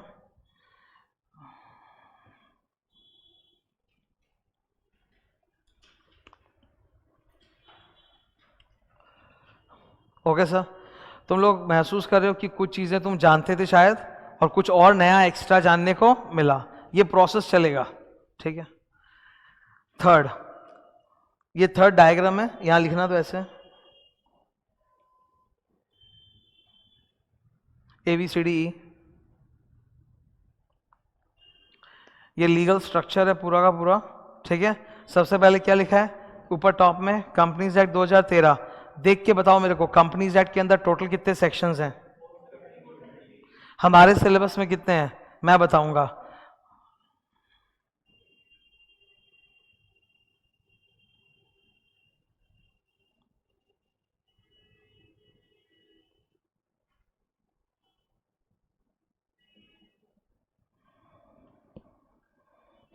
ठीक है। तो आउट ऑफ 470 सेक्शंस हमारे सिलेबस में कितना है, दिख गया। 148 तक CA, 122 तक CMA, और CMA में एक्स्ट्रा और है, मतलब वो बात का सेक्शन है, थोड़ा डायरेक्टर्स का सेक्शंस का रेंज होता है। लो मैं बता ही देता हूं ना इसमें क्या है।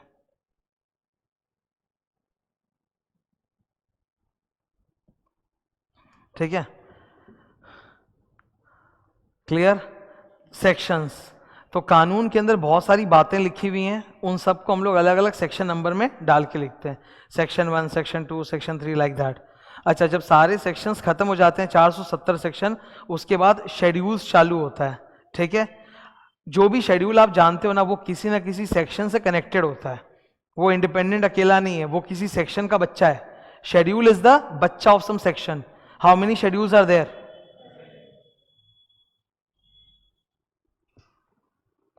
All of you know one schedule, that is schedule 3। अरे बैलेंस शीट PL रे मैं क्या गलत बोल दिया कुछ क्या? You have made balance sheet and PL company accounts में, वो कौन सा शेड्यूल से बनता है? शेड्यूल 3 से बनता है ना, तो जानते हो। तो अच्छा, अभी अभी क्या बोला मैंने कि अगर कोई शेड्यूल है तो पक्का किसी सेक्शन से कनेक्टेड है। शेड्यूल 3 जिससे तुम अपना बैलेंस शीट PL का फॉर्मेट बनाते हो, वो कौन से सेक्शन से कनेक्टेड है? 129। क्या बोला मैंने? 129। वो सब बाद में सिखा दूंगा, अभी जस्ट बता दिया, ठीक है। क्लियर है?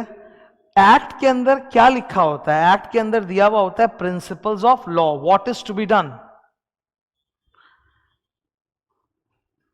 एक्ट में क्या लिखा होता है? Principles of law, what is to be done, but how it is to be done वो एक्ट में नहीं होता। नीचे देखो,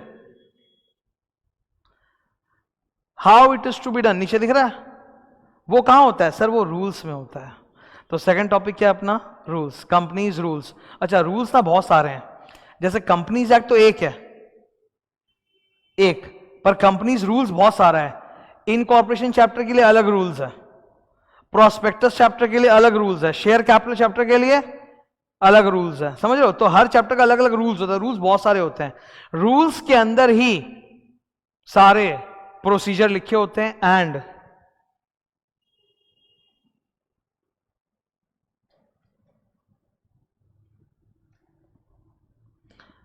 जो भी फॉर्म नंबर हम लोग पढ़ेंगे भविष्य में कहीं भी कैसा भी, वो सारा फॉर्म नंबर सर कहां लिखा हुआ होता है बताइए? एक्ट में कि रूल्स में? याद रहेगा। तुमसे अगर मल्टी चॉइस में पूछ लिया गया कि फॉर्म नंबर फलाना ढिमका is mentioned in, options are act, rule, notification, circular, क्या सही आंसर है? रूल्स। सारे के सारे फॉर्म्स कहां होते हैं? रूल्स में। तीसरा नंबर क्या लिखा है बोलो? नोटिफिकेशन। नोटिफिकेशन का मतलब क्या होता है? Legal announcement. नोटिफिकेशन का मतलब क्या होता है? Legal announcement. अच्छा, सपोज मान लो ये मेरा मोबाइल है, तो मेरे को कोई व्हाट्सएप आया, टिंग बजेगा, साइलेंट नहीं बजेगा, मतलब टिंग बजेगा, तो हम लोग क्या बोलते हैं? नोटिफिकेशन आया। तो नोटिफिकेशन का सिंपल मतलब क्या होता है? सूचना, इंफॉर्मेशन, ठीक है। पर जब हम लोग तो लॉ पढ़ रहे हैं, तो लॉ में जब नोटिफिकेशन बोलोगे तो उसका मतलब सिर्फ सूचना, इंफॉर्मेशन नहीं है, that means a legal announcement.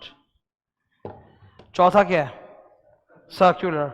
Circulars के अंदर ना क्लैरिफिकेशंस होते हैं, कुछ क्लैरिफिकेशंस होते हैं, कई बार कुछ और चीजें भी होती है, एक्सटेंशन ऑफ टाइम भी होता है। अच्छा हाँ, सर्कुलर को लेके ना एक बहुत बड़ा गलत फहमी फैला हुआ है, बहुत लास्ट 6-8 महीने के अंदर बहुत सारे स्टूडेंट्स ने मेरे से पर्टिकुलरली सिर्फ सर्कुलर पर सवाल पूछा है। मतलब इसका है कि कहीं से उन्होंने सुना है, एक गलत फहमी बाजार में चलती है कि सर्कुलर जो होता है that is for internal use of government, circular is for internal departmental use of government. मतलब सर्कुलर जो है ना वो एमसी अपने खुद के लिए निकालता है, वो आप लोग के लिए नहीं है। Wrong, bloody wrong. सर्कुलर दोनों तरह के होते हैं, some circulars are there for internal use of the ministry or department and some circulars are there for public। तो ये बहुत बड़ा गलत फहमी चल रहा है, सावधान रहना। मैं आपको अभी उदाहरण देता हूं, सुनो।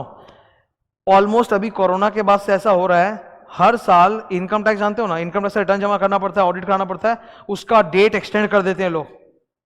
हर साल हो रहा है एक्सटेंड, डेट एक्सटेंड हो रहा है, ठीक है। तो वो जो डेट एक्सटेंशन होता है ना, वो कौन लेके आता है? सर्कुलर। तो अब बताओ, डेट एक्सटेंशन वगैरह रिटर्न फाइलिंग करने का, ये आपके यूज के लिए नहीं है, ये आप ही के लिए तो है कि आपको अब 1 महीना और मिल गया जमा करने के लिए।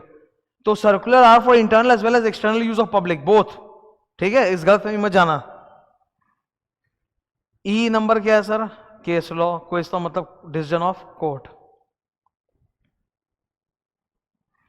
नेक्स्ट टॉपिक, हर चीज मैंने बहुत परफेक्शन के साथ डिजाइन करके बनाया है तुम लोग के लिए, ताकि कहीं भी तुम अटको नहीं। ये पढ़ो जरा इसको। कोर्ट का मतलब क्या है हिंदी में? लिखा हुआ है अदालत, और कोर्ट के नीचे एक और वर्ड है ट्राइब्यूनल, उसका हिंदी क्या है? पढ़ो। मिला? ट्राइब्यूनल का प्रोनाउंसिएशन ये होता है।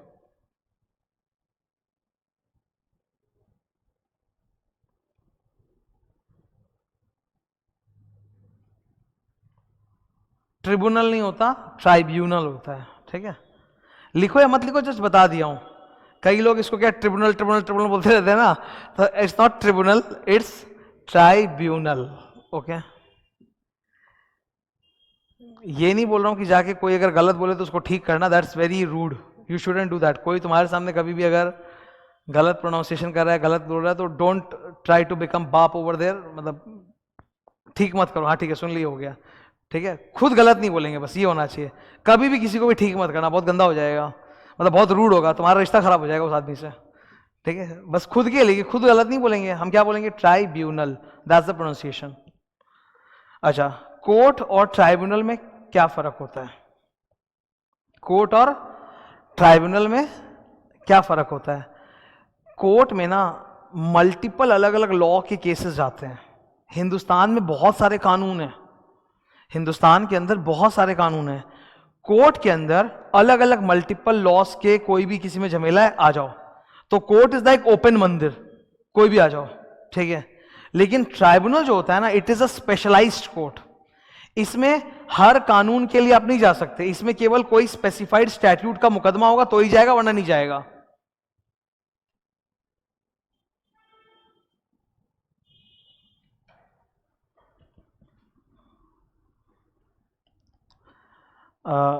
कोई एक आदमी मेरे को चाहिए जो जोर से पढ़े। कोई भी एक जन जोर से रीड कर सकता है? कौन करेगा? हाथ उठाओ। करेगा जोर से रीड? भाई ये पढ़ तो भाई, व्हाइट कलर में जो लिखा है। हाँ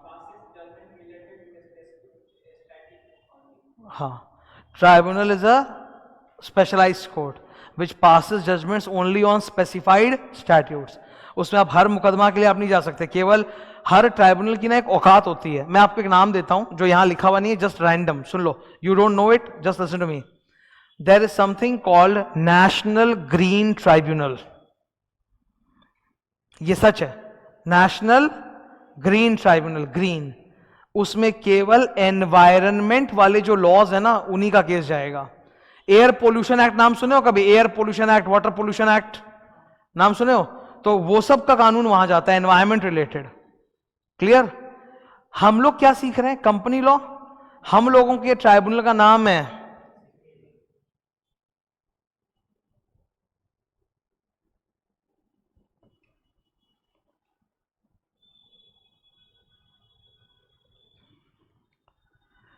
फुल फॉर्म, एनसीएलटी का full form national company law tribunal. नाम में ही समझ में आ गया कि इसमें कौन सा केस जाएगा? Company law case. इसमें दो केसेस जाता है, एक कंपनीज एक्ट का और एक इंसॉल्वेंसी कोड का, ठीक है। ये पढ़ना। प्राइमरली एडजुडिकेट्स पास, एडजुडिकेट करने का मतलब होता है to pass a judgment, okay, on these two statutes, companies act and insolvency code. तो ये ट्राइब्यूनल है, ये कोर्ट नहीं है, ठीक है। किसी ने किसी का मर्डर कर दिया तो आप एनसीएलटी में नहीं जा सकते, आप वो जाओ हाई कोर्ट में, डिस्ट्रिक्ट कोर्ट में, ठीक है, यहां नहीं जा सकते आप। एनसीएलटी, अच्छा ट्राइब्यूनल क्लियर हो गया ना। ट्राइब्यूनल को हिंदी में क्या बोलते हैं? न्यायाधिकरण। क्या बोलते हैं? न्यायाधिकरण। We are in the central part of the city, यहीं पर सारा सब कुछ है। हाई कोर्ट यहीं पर है, एनसीएलटी यहीं पे है, आरबीआई बिल्डिंग यहीं पे है, गवर्नर हाउस यहीं पे है, विधानसभा विधान परिषद यहीं पे है। यहां से 2 किलोमीटर के रेडियस में सब हो जाता है, ठीक है। We are in the central part of the city. अब मैं आपको एक चीज बता देता हूं, ट्राइब्यूनल्स का बहुत बड़ा एक रोल है इंडिया में। क्या है कि अगर सारे केसेस कोर्ट के पास जाएंगे तो फिर तो तारीख पे तारीख हो जाएगा, लेट। तो इसीलिए सरकार ने क्या किया, कुछ कुछ स्टैट्यूट्स के लिए ट्राइब्यूनल बना दिया, ताकि आप तुरंत वहां पे जाओ, आपका केस वहां सलट जाएगा, ओके। तो ये ट्राइब्यूनल से क्या होता है, फास्ट हो जाता है सब कुछ। One more reason is there, I will tell you. Court में जो जजेस बैठते हैं ना, वो लोग का दिमाग खिचड़ी होता है, मतलब they are not expert in company law. आप समझ रहे हो मेरी बात? आप कभी अगर हाई कोर्ट या डिस्ट्रिक्ट कोर्ट के जज को जाओगे तो उनको खाली मोटा मोटा कानून पता है, उनको कंपनी लॉ नहीं मालूम है, तो उनके सामने केस आएगा तो वो बेचारा। और एनसीएलटी में जो जज बैठता है ना, वो बंदा होता है एक्सपर्ट इन कंपनी लॉ। ये समझ रहे हो बात को? हम लोग एक्चुअली क्या है ना, फिल्में देखते हैं, हमको लगता है कि जज भगवान होता है, नहीं होता वो। जज को कई बार क्या होता है, लॉ की बुद्धि एकदम नहीं होती है, एकदम नहीं। वो बन के एग्जाम पास से जज बैठ गया, मोटा मोटा कानून पता है, अंदर का डिटेल का पता नहीं है। लॉयर लोग बताते रहते, देखो ऐसा है, ऐसा ऐसा ऐसा, इट हैपेंस। सो कोर्ट में आप जाओगे तो नुकसान ही है, आपको जा भी नहीं सकते। ट्राइब्यूनल में जो जज बैठा वो स्पेशलाइज है कंपनी लॉ में, वो उसको मालूम है, आपका मामला देखते समझ भी जाएगा वो, okay. Now listen, a new thing that I am teaching you. In India there is a system of appeal. Appeal का एक सिस्टम है। अपील का मतलब क्या होता है, आज मान लो कि एक मुकदमा अदालत में आया, अदालत जो जजमेंट देगी एक जन के फेवर में रहेगा, एक जन के अगेंस्ट में रहेगा। तो गवर्नमेंट, सरकार, न्याय प्रणाली उसको एक और मौका देगी कि ठीक है, आप चाहो तो इस अदालत के पास किए हुए ऑर्डर को ऊपर वाली अदालत में जाके चैलेंज कर सकते हो। तो वापस आपका मामला ऊपर वाली अदालत में सुना जाएगा, क्या पता शायद वहां आप जीत जाओ। तो इसको कहते हैं अपील। इसको क्या कहते हैं? अपील। इसका हिंदी भी अपील, इसका इंग्लिश भी अपील। अपील का जो सिस्टम है उसको बोला जाता है एपलेट जुरिस्डिक्शन। क्या बोलते हैं? Appellate jurisdiction. एपलेट जुरिस्डिक्शन का मतलब होता है कि भाई अगर आप नीचे वाली अदालत में हार गए हो तो आपको उनका जजमेंट सही नहीं लग रहा तो आप उनके जजमेंट के खिलाफ अपील कर सकते हो ऊपर वाली अदालत में। तो एनसीएलटी के ऊपर कौन है?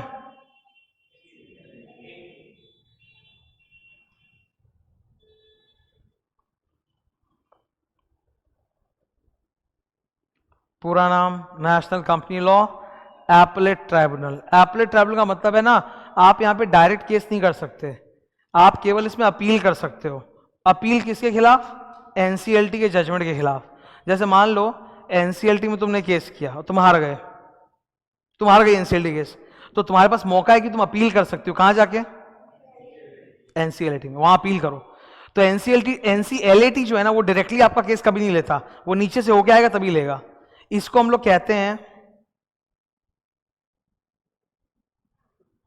Appellate jurisdiction. मतलब ये अदालत सिर्फ अपील सुनती है, ये आपका केस डायरेक्टली शुरू में सुनने वाली नहीं है। आप शुरू में जा ही नहीं सकते नेकलेट में, ठीक है? शुरू में जब आपको जाना है मुकदमा करने, कहां जाओगे?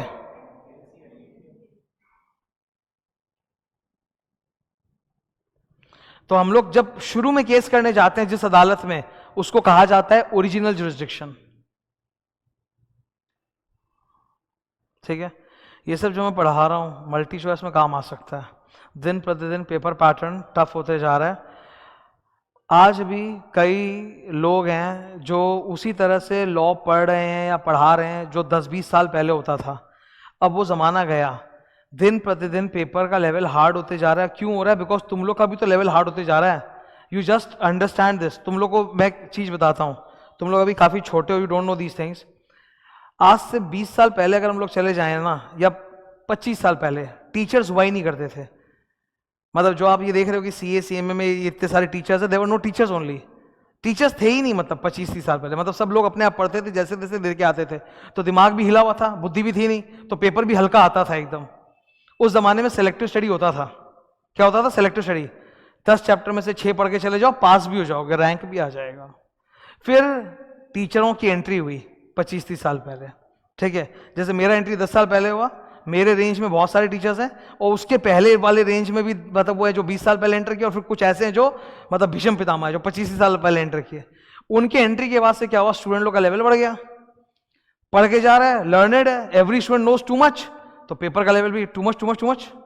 तो अब आज ऐसा हो गया है हालत कि पेपर का लेवल अति हाईफाई आ रहा है और कॉम्पिटेटिवली बढ़ते जा रहा है। तो वो लोग कुछ भी छेड़छाड़ कर सकते हैं तुम्हारे साथ।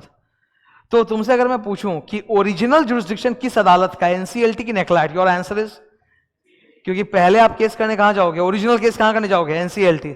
और अगर मैं बोलूं एपलेट जुरिस्डिक्शन किसका है, तो तुम बोलोगे सर वो एपलेट, वहां पे खाली आप अपील करने जा सकते हो, ठीक है?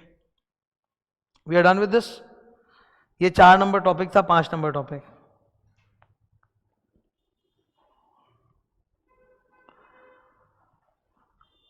कंपनी लॉ वगैरह में अदालत की जरूरत क्यों पड़ती है?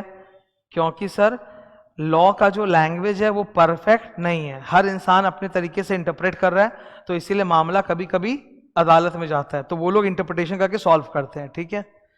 वही बात लिखा हुआ है।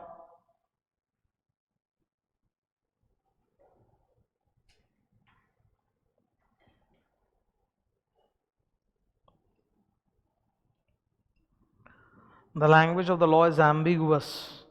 एम्बिगुअस का मतलब अनक्लियर, मतलब क्लियर नहीं समझ में आ रहा क्या है। तो वहां पे आपको कौन चाहिए? अदालत चाहिए। अदालत बताएगा कि सही मतलब क्या है, ठीक है? अच्छा, हमेशा ऐसा होता है कि कोई किसी के खिलाफ मुकदमा करता है। मुकदमा समझते हो ना? Legal case, suit. जो इंसान मुकदमा कर रहा है उसको हम लोग बोलते हैं प्लेंटिफ।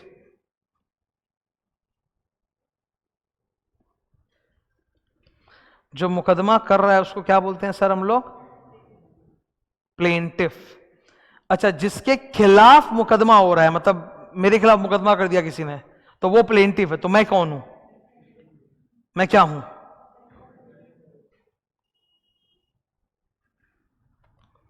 दो नाम चलते हैं, या तो आप डिफेंडेंट बोलो या आप रेस्पोंडेंट बोलो, ठीक है? तो जो केस करता है प्लेंटिफ, जिसके खिलाफ होता है respondent. Okay, good. Now I am going to teach you something very special. They will not ask you in exam ever, but almost 90% students का ये डाउट होता है, तो वो डाउट मैं दूर कर रहा हूं तुम्हारा. ठीक है,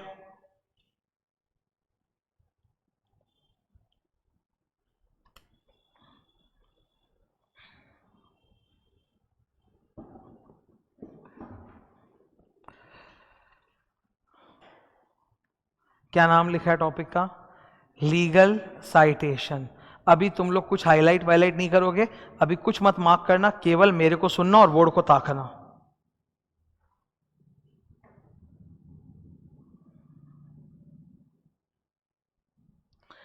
तुम लॉ पढ़ रहे थे, अचानक से लॉ पढ़ते पढ़ते बीच में केस निकल के आ गया. तुम लोगों ने ऐसे तो तुम लोगों ने भी एक दो केस का नाम सुना ही होगा. सॉलोमन सुना ही होगा ना.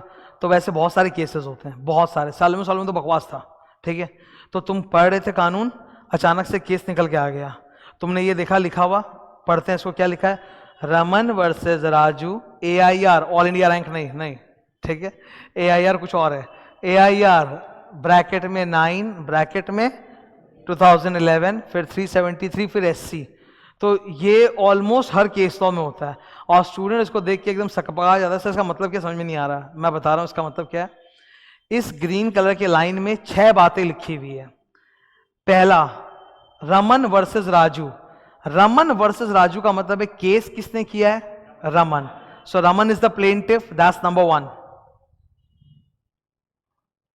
ठीक है, रमन वर्सेस राजू किसके खिलाफ किया है? राजू. तो जो आप पहला चीज पढ़े रमन वर्सेस राजू, आप उससे ये समझ गए कि रमन ने राजू के खिलाफ केस किया. So the 2 parties involved are Raman and Raju. That's the first information that you deciphered. Okay, next, Raman versus Raju के बाद कॉमा देके लिखा है AIR. ये बहुत बड़ा चीज है. AIR क्या है? सुनो ध्यान से, बहुत फेमस है, सुनो. ऑल इंडिया रेडियो नहीं. अदालत में बहुत सारी अदालत है, उनमें हर वक्त कुछ ना कुछ केस पास होते रहते हैं. तो there are certain publication companies, book publication companies, जो हर बार क्या करते हैं, अदालत से जितना भी जजमेंट पास हुआ ना, उसको कंपाइल करके किताब में लिख देते हैं और उसको प्रकाशित करते हैं. जिसको खरीदना खरीद लो. तो सारे वकील लोग खरीदते हैं. कभी किसी जीवन में, भगवान करे ना हो, पर कभी किसी वकील से अगर पाला पड़ा, मिलने गए, उनके दफ्तर में इतना मोटा मोटा किताब भरा हुआ है एकदम. इसका मतलब ये नहीं कि वो सबको पढ़ के बैठा है. हाथी के दांत दिखाने के कुछ और, खाने के कुछ और. ठीक है, पढ़ा तो वो इतना सही होगा, पर भरी हुई पूरी किताब. तुमको उसके ऑफिस में लगे, ऑफिस में नहीं, लाइब्रेरी में आ गए. एक एक किताब क्या है वो? It is compendium of cases, it is compiler of cases. ठीक है, तो कुछ भारत में बड़े बड़े पब्लिकेशन हाउसेस है, उसमें से एक एग्जांपल है AIR, ऑल इंडिया रिपोर्टर. ठीक है, AIR क्या है? एक बुक पब्लिकेशन कंपनी है. क्या है? Book publication company. उसका पूरा नाम,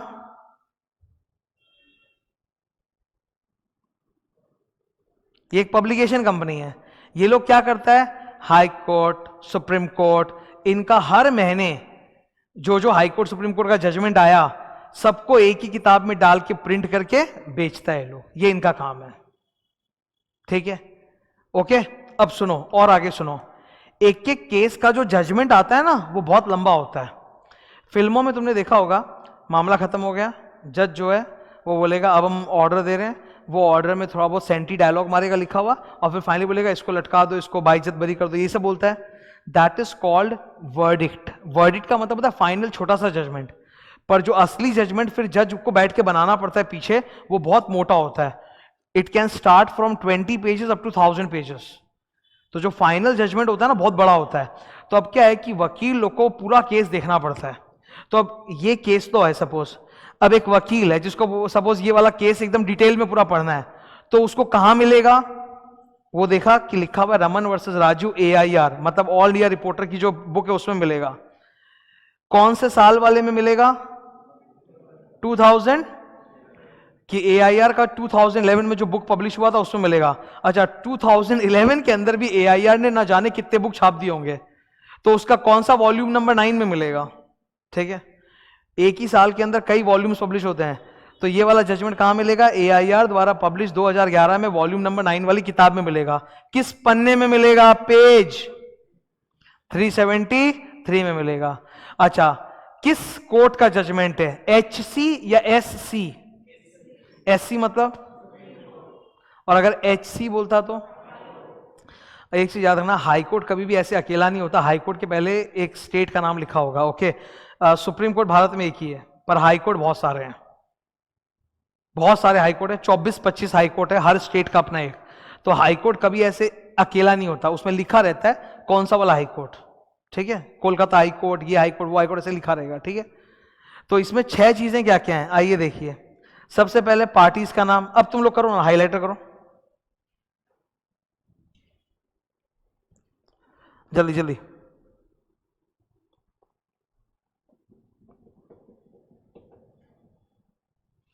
कर लिया? मेरी बात को सुनो, एकदम लाइन से पढ़ो। सबसे पहला चीज क्या होता है साइटेशन में, पार्टीज का नाम। दूसरा क्या होता है सर, मैगजीन का नाम। वो जो मैगजीन या बुक पब्लिकेशन कंपनी है जो छापती है, उस पब्लिकेशन कंपनी को अपने लॉ रिपोर्टर बोलते हैं। क्या बोलते हैं? Law reporter. तो वो वाला पब्लिकेशन हाउस जो रेगुलरली इस तरह के बुक्स को पब्लिश करता है, उनको लॉ रिपोर्टर बोला जाता है। तो हमारे इस केस में लॉ रिपोर्टर कौन है? AIR। वॉल्यूम नंबर कौन सा? 9। ईयर कौन सा? 2011। पेज नंबर बताओ? 373। कौन से कोर्ट का जजमेंट है? Supreme court. ठीक है, अच्छा, एक स्टूडेंट जैसे ही इस टॉपिक को पढ़ता है, ये जो ग्रीन कलर में लिखा हुआ है ना, ग्रीन कलर में, इसको हम लोग कहते हैं लीगल साइटेशन। साइटेशन का मतलब होता है to give a reference to something. Citation का मतलब होता है to give a reference to something. ठीक है, जैसे मैं एक उदाहरण दे रहा हूं तुमको। सपोज मैं आज तुमको पढ़ाते पढ़ाते लेटर से कि मैंने भगवत गीता से कोई भगवान जी का बोला हुआ वो तुमको डायलॉग मार दिया। एक डायलॉग था बहुत फेमस कृष्ण भगवान का, कर्म करो फल का इच्छा, कर्म करो फल की इच्छा मत करो। अगर मैं तुमको आते यहाँ पे ऐसे उपदेश दूं, कर्म करो फल की इच्छा मत करो, तो इसको बोलते हैं sir has cited Bhagavad Gita in the class. मतलब मैंने साइटेशन दिया किसी और किताब का। ठीक है, तो ये इसको लीगल साइटेशन बोला जाता है। अब एक स्टूडेंट का डाउट क्या था वो बता रहा हूं तुमको। स्टूडेंट बोलेगा सर अभी अभी आपने बोला कि जो कंपनियां बुक पब्लिकेशन करती है, ये सब जजमेंट निकालती है, उनको लॉ रिपोर्टर बोलते हैं, सही है। तो सर ऐसा इंडिया में एक तो होगा नहीं, बहुत सारा पब्लिकेशन कंपनी होगा, यस और नो? क्या इंडिया में एक ही ऐसा कंपनी है क्या AIR जो जजमेंट्स पब्लिश करता है, कि और भी होगा? और भी होगा। तो अगर मान लो आप AIR की बजाय किसी दूसरी किताब का रेफरेंस देते, तो साइटेशन ऐसा ही होता कि चेंज हो जाता। Same example in a different way, highlight करना। वही सेम जजमेंट आप किसी दूसरी किताब में भी तो देख सकते हो। अब अगर साइटेशन ऐसा लिखा हुआ है तो इसका मतलब क्या है? नंबर 1 पार्टीज का नाम Raman and Raju. Number 2 law reporter कौन सा है? SCC, supreme court cases, full form लिखा हुआ है नीचे। फिर वॉल्यूम नंबर क्या है? 7। ईयर 2011। पेज नंबर वही होगा क्या? नहीं, बोलो क्या है पेज नंबर? 292। कोर्ट कौन सा? वो तो वही होगा सर, सुप्रीम कोर्ट। तो लीगल साइटेशन में जो ये नंबर्स वंबर्स लिखे रहते हैं ना, ये अलग अलग किताबों में अलग अलग हो सकते हैं। जैसे मान लो आप एक लॉ का किताब पढ़े जहां AIR से साइटेशन था, दूसरा लॉ किताब में कोई और साइटेशन था, हो ही सकता है, इसमें क्या गलत है? Are you okay with this? तो लीगल साइटेशन अलग अलग हो सकता है। अच्छा, हमें सर एग्जाम में क्या ये पूरा याद करना पड़ता है क्या, कॉमा ब्रैकेट नंबर, की हम सिर्फ केस में पार्टीज का नाम याद करते हैं, सिर्फ पार्टीज का नाम? तुम खाली इतना ही बोलते थे सैलोमन सैलोमन, तुमको उसके आगे वो नंबर कॉमा AIR वो सब बोलने का जरूरत नहीं है। ठीक है, इनफैक्ट एक कदम आगे जाके मैं बोलूंगा तुम लोगों को छोटे क्लास में, मतलब इंटर में, केस का नाम भी नहीं चाहिए, तुमसे वो भी एक्सपेक्टेड नहीं है। पूरे मेरे बैच में, ये जो 80 क्लास का, इस बैच में मुश्किल से 5 जगह ऐसा होगा जहां मैं बोलूंगा कि भाई प्लीज नाम याद कर लो। बाकी पढ़ाऊंगा 50, पर 5 जगह खाली बोलूंगा नाम याद कर लो। बाकी नाम याद करने का भी तुम्हारा कोई लोड नहीं है। क्लियर है? ठीक है, इतना हार्ड पढ़ाई है नहीं जितना कुछ लोग बोल बोल के बना देते हैं। इतना हार्ड है नहीं, सिस्टम से करना पड़ेगा। 7वीं topic we will do after a break. एक शॉर्ट ब्रेक दे रहा हूं 5 मिनट्स का, फिर यहां पे आ जाएंगे। कंटिन्यू करते हैं हम लोग टॉपिक नंबर 7। ओके, पढ़ाते पढ़ाते बीच बीच में कई बार मैं डायरेक्टली कैमरा को देख के ही पढ़ाऊंगा, because many students like 90% 95% students जो होते हैं वो जीडी में ऑल इंडिया लेवल मेरे को देखते रहते हैं, तो मैं कैमरे को देख के भी पढ़ाता रहूंगा, एड्रेस करता रहूंगा उनको डायरेक्टली। ओके, अभी तक मैंने 6 टॉपिक्स पढ़ाया तुम लोग को ब्रेक के पहले। तुमने नोटिस किया होगा कुछ चीज़ें तुम शायद जानते थे पर बहुत कुछ नहीं भी जानते थे, वो तुमको जानने को मिला। तो देखो ज्ञान बहुत सारा है, पर एक ही क्लास में सब कुछ एक बार में कैसे बताऊं, समय के साथ साथ आएगा। आज जैसे इतना कुछ सीखे, अगले क्लास में और बहुत कुछ सीखोगे, फिर और बहुत कुछ। तो it's a process, it's not one day का थिंग, इट्स अ प्रोसेस। ये चलते आएगा चलते आएगा चलते आएगा चलते आएगा। तो तुम में से बहुत जन की बहुत सारी जिज्ञासाएं होंगी, डोंट वरी, मैं सब हैंडल करूंगा। I was that kind of a student, I will tell you. मैं पढ़ाई में भले ही बहुत अच्छा था, टॉपर था, पर मेरी एक प्रॉब्लम थी कि मेरे को हर चीज पे बहुत ज्यादा उंगली होता था, मतलब डाउट बहुत ज्यादा।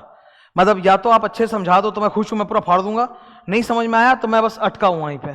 तो आई was that kind of a student कि मेरे को हर चीज में बहुत डाउट होता है। तो that did not help me as a student, but it help me as a teacher. So today when I teach, I already imagine कि पढ़ते वक्त या पढ़ाते वक्त स्टूडेंट को यहाँ यहाँ यहाँ यहाँ यहाँ यहाँ वो डाउट होगा, आई नो इट, और मैं पहले से उसको क्लास में तुमको बता दूंगा, लिखा दूंगा, ताकि तुमको घर में डाउट नहीं आए। इतना ये लास्ट 2 साल से 2.5 साल से जब से कोरोना है, इतने सारे स्टूडेंट्स हर साल मेरे टोटल 9,000 से 12,000 स्टूडेंट्स होते हैं, ये रेंज रहता है। इतने सारे स्टूडेंट्स मुझसे पढ़ते हैं, अलग अलग, मतलब इतने सारे, सबको क्लासेस जा रहा है। पर because of my teaching technique कि मैं सारा डाउट्स क्लास में एड्रेस कर देता हूं, उनको डाउट्स बहुत कम आता है, बहुत कम। तो मैं वो हमेशा चेष्टा करता हूं कि सारा डाउट तुमको क्लास में करा दूं, ताकि झमेला एकदम ही नहीं रहे। तुम्हारे को घर में देखते वक्त या क्लास सुनते उतना डाउट नहीं आए। इक्का दुक्का डाउट आएगा, उसके लिए तो प्रावधान है ही, तरीका है ही। तुम मेरे से पूछोगे मैं बताऊंगा, उसमें कोई चिंता की बात नहीं है। वो तो आप लोग को ईमेल में व्हाट्सएप में लिख के गया ही है कि कैसे कैसे डाउट पूछना है, ठीक है। 7 number topic, wings, 3 wings of government. Okay, government के, सरकार के पूरे जितने भी अलग अलग विभाग हैं, उनको हम लोग 3 कैटेगरी में डिवाइड करते हैं। Number 1 legislative. लेजिस्लेटिव का मतलब वो हिस्सा जो कानून बनाता है। लेजिस्लेटिव वो हिस्सा जो कानून बनाता है, मतलब पार्लियामेंट।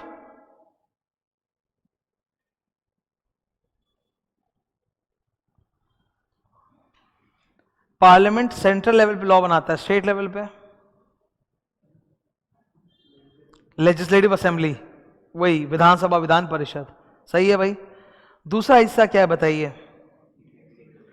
एग्जीक्यूटिव इज वो विभाग जो कानून का अनुपालन या एनफोर्स कराने में मदद करता है। अरे कानून तो है, पर फॉलो भी तो कराना पड़ेगा, वरना लोग फॉलो थोड़ा करने वाले हैं, ठीक है।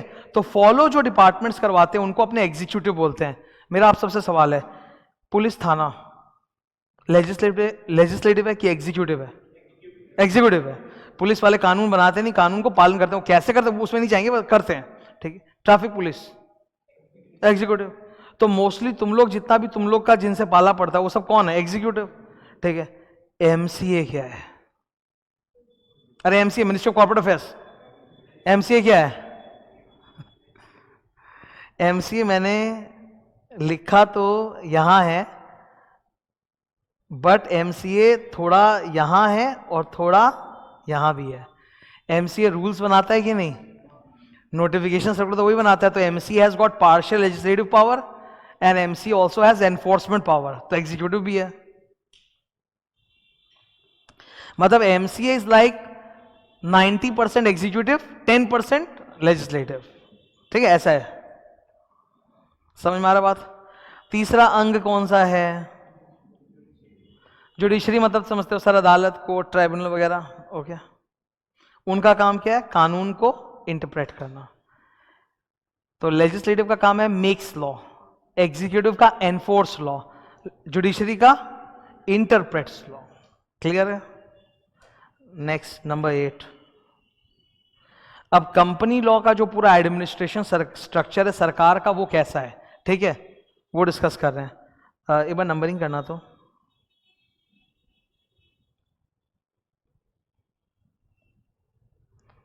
1 2 3 4, यहां अगले पेज में 5 6।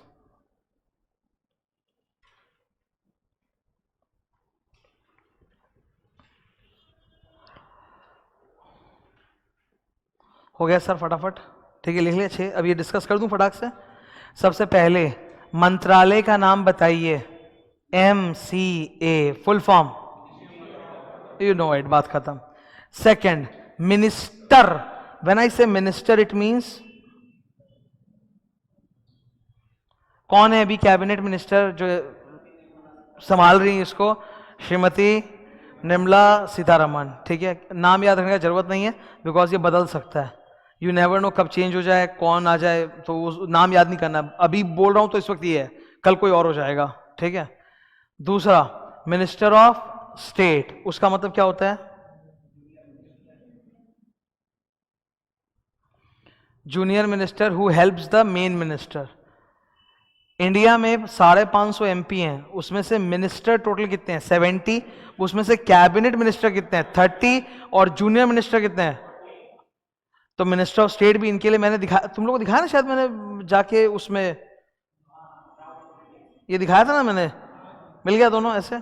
तो ये खाली ना रेफरेंस के लिए होता है। अब मैं एक चीज बोलता हूं, क्या मेरे से वो लोग एग्जाम में पूछेंगे क्या कि MCA की वेबसाइट का लिंक बताओ, तो निर्मला जी का स्पेलिंग बताओ, तो निर्मला का तो फिर बता दोगे, सीतारामन में गड़बड़ कर दोगे, ठीक है। तो भाई ये सब ना खाली एक जान लिया शुरू में, बस बात खत्म। ये कोई, this is not something which you have to invest your time in memorising और लर्निंग। कोई बॉर्नविटा क्विज कॉन्टेस्ट नहीं चल रही है, ठीक है। ये बस एक बार शुरू में जानना पड़ता है, बाद में फिर नो, बाद में असली कंटेंट पे आओ जो आएगा एग्जाम में। 4 नंबर क्या लिखा है, अरे यहां देख के 4 नंबर क्या लिखा है, RD, रीजनल। ये क्या होता है सुनो, आज क्योंकि पहली बार है इसलिए एक एक्स्ट्रा चीज सिखा रहा हूं, सुन लो। डायरेक्टर नॉर्मली जो होते हैं वो कंपनीज में होते हैं, कि कंपनी है, कंपनी में जो टॉप डिसीजन मेकिंग बॉडी है जो अंदर बैठता है उसको बोलते हैं बोर्ड ऑफ डायरेक्टर्स। क्या बोलते हैं, बोर्ड ऑफ डायरेक्टर्स। जैसे सपोज रिलायंस कंपनी में मुकेश अंबानी जी डायरेक्टर हैं, तो हर कंपनी में एक बोर्ड ऑफ डायरेक्टर्स होता है, ठीक है। इसके अलावा डायरेक्टर का एक और मतलब होता है, फिल्म डायरेक्टर नहीं, वो छोड़ दो हटाओ। इसके अलावा एक और मतलब होता है, सरकार के अंदर, सरकार कोई कंपनी है क्या, अरे इस गवर्नमेंट है कंपनी क्या, नो, गवर्नमेंट तो गवर्नमेंट है। गवर्नमेंट के अंदर जो ऊंचे लेवल के गवर्नमेंट ऑफिसर होते हैं ना, टॉप लेवल के गवर्नमेंट ऑफिसर्स, उनको भी डायरेक्टर बोला जाता है, ठीक है। आई रिपीट, गवर्नमेंट में जो टॉप लेवल के ऑफिसर्स होते हैं उनको क्या बोला जाता है, डायरेक्टर, ठीक है। ये गेटिंग माय पॉइंट। जैसे पुलिस में डायरेक्टर, तो मतलब वो एकदम टॉप लेवल का ऑफिसर होगा, समझ रहे हो। यहां पे रीजनल डायरेक्टर का मतलब है कि मिनिस्ट्री के अंदर, MCA के अंदर ये टॉप लेवल का गवर्नमेंट ऑफिसर है, ओके। इंडिया को इन्होंने 7 रीजन्स में डिवाइड कर रखा है। नॉर्थ, तुम जानते हो नॉर्थ ईस्ट साउथ वेस्ट, वैसे नॉर्थ ईस्ट साउथ वेस्ट ऐसे करके, तो टोटल इंडिया को कितने भाग में बांट रखा है, 7 रीजन। हर रीजन का एक हेड ऑफिसर है जिसका नाम है रीजनल डायरेक्टर। तो टोटल कितने रीजनल डायरेक्टर्स हैं, हाईलाइट।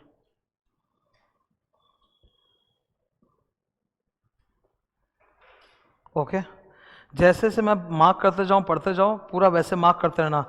जब क्लास खत्म होगी तुम खुद जाओगे, जब ना तुम देखोगे 4 पेज पूरा मार्क किया हो, तुमको रिवाइज करने में 10 मिनट लगेगा, उससे ज़्यादा नहीं लगेगा, ठीक है। मैं बहुत सुंदर से यहाँ नोट्स बनाते जाऊंगा।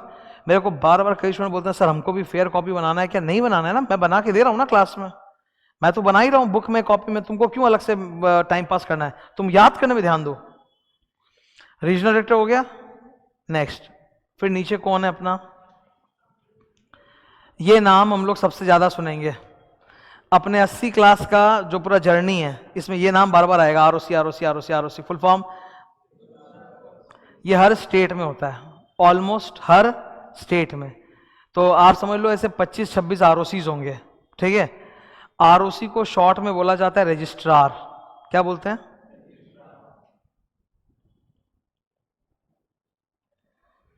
तुम एग्जाम में या तो रजिस्ट्रार लिख दो या ROC लिख दो, चलेगा, कोई दिक्कत नहीं है। क्या करते हैं सर ये लोग,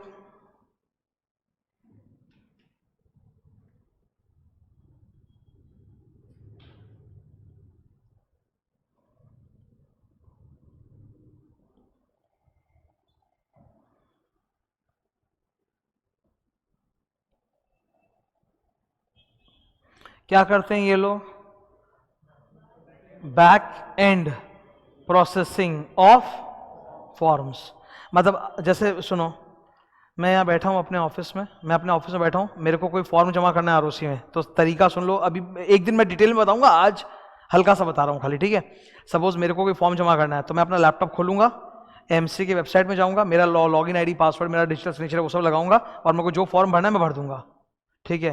तो इसको बोलते हैं फ्रंट एंड। आप अपने घर में या अपने ऑफिस में लैपटॉप में जब आप फॉर्म जमा करते हो एमसीए का साइट खोल के, उसको फ्रंट एंड बोला जाता है। क्या बोलते हैं?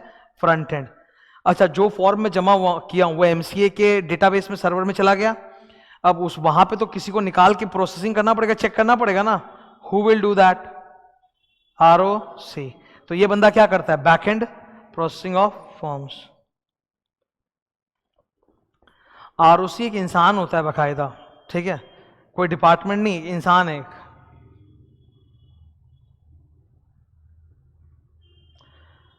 लास्ट ये नया आया है सीआरसी, फुल फॉर्म कहां पर है ये? एक ही है पूरे इंडिया में। जो भी कंपनीज नया इनकॉर्पोरेशन होगा उसका बैकएंड प्रोसेसिंग का काम कौन करेगा? सीआरसी। मतलब सुनो, सपोज मैं बैठा हूं अपने ऑफिस में, आज मुझे एक नया कंपनी इनकॉर्पोरेट करवाना है, ठीक है। तो नई कंपनी इनकॉर्पोरेशन के लिए मैं एमसी की साइट में जाके सब भर दूंगा करके। मेरे को कहीं हिलना पड़ेगा कि मैं यहीं पे कर सकता हूं? मैं यहीं पे फ्रंट एंड में सब जमा कर दूंगा। अब क्योंकि ये इनकॉर्पोरेशन रिलेटेड फाइलिंग है, तो इसका बैकएंड प्रोसेसिंग कौन करेगा? आरओसी करेगा कि सीआरसी करेगा? सीआरसी, ठीक है। आरओसी हर स्टेट में है, सीआरसी सिर्फ एक है गुड़गांव हरियाणा में। पूरे इंडिया में आप किसी भी स्टेट में हो, कहीं भी कंपनी इनकॉर्पोरेट कर रहे हो, इनकॉर्पोरेशन का बैकएंड प्रोसेसिंग कौन करता है? सीआरसी।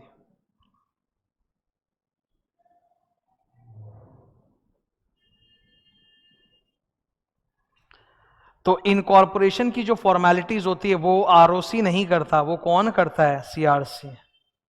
वही आपको देगा सर्टिफिकेट ऑफ इनकॉर्पोरेशन।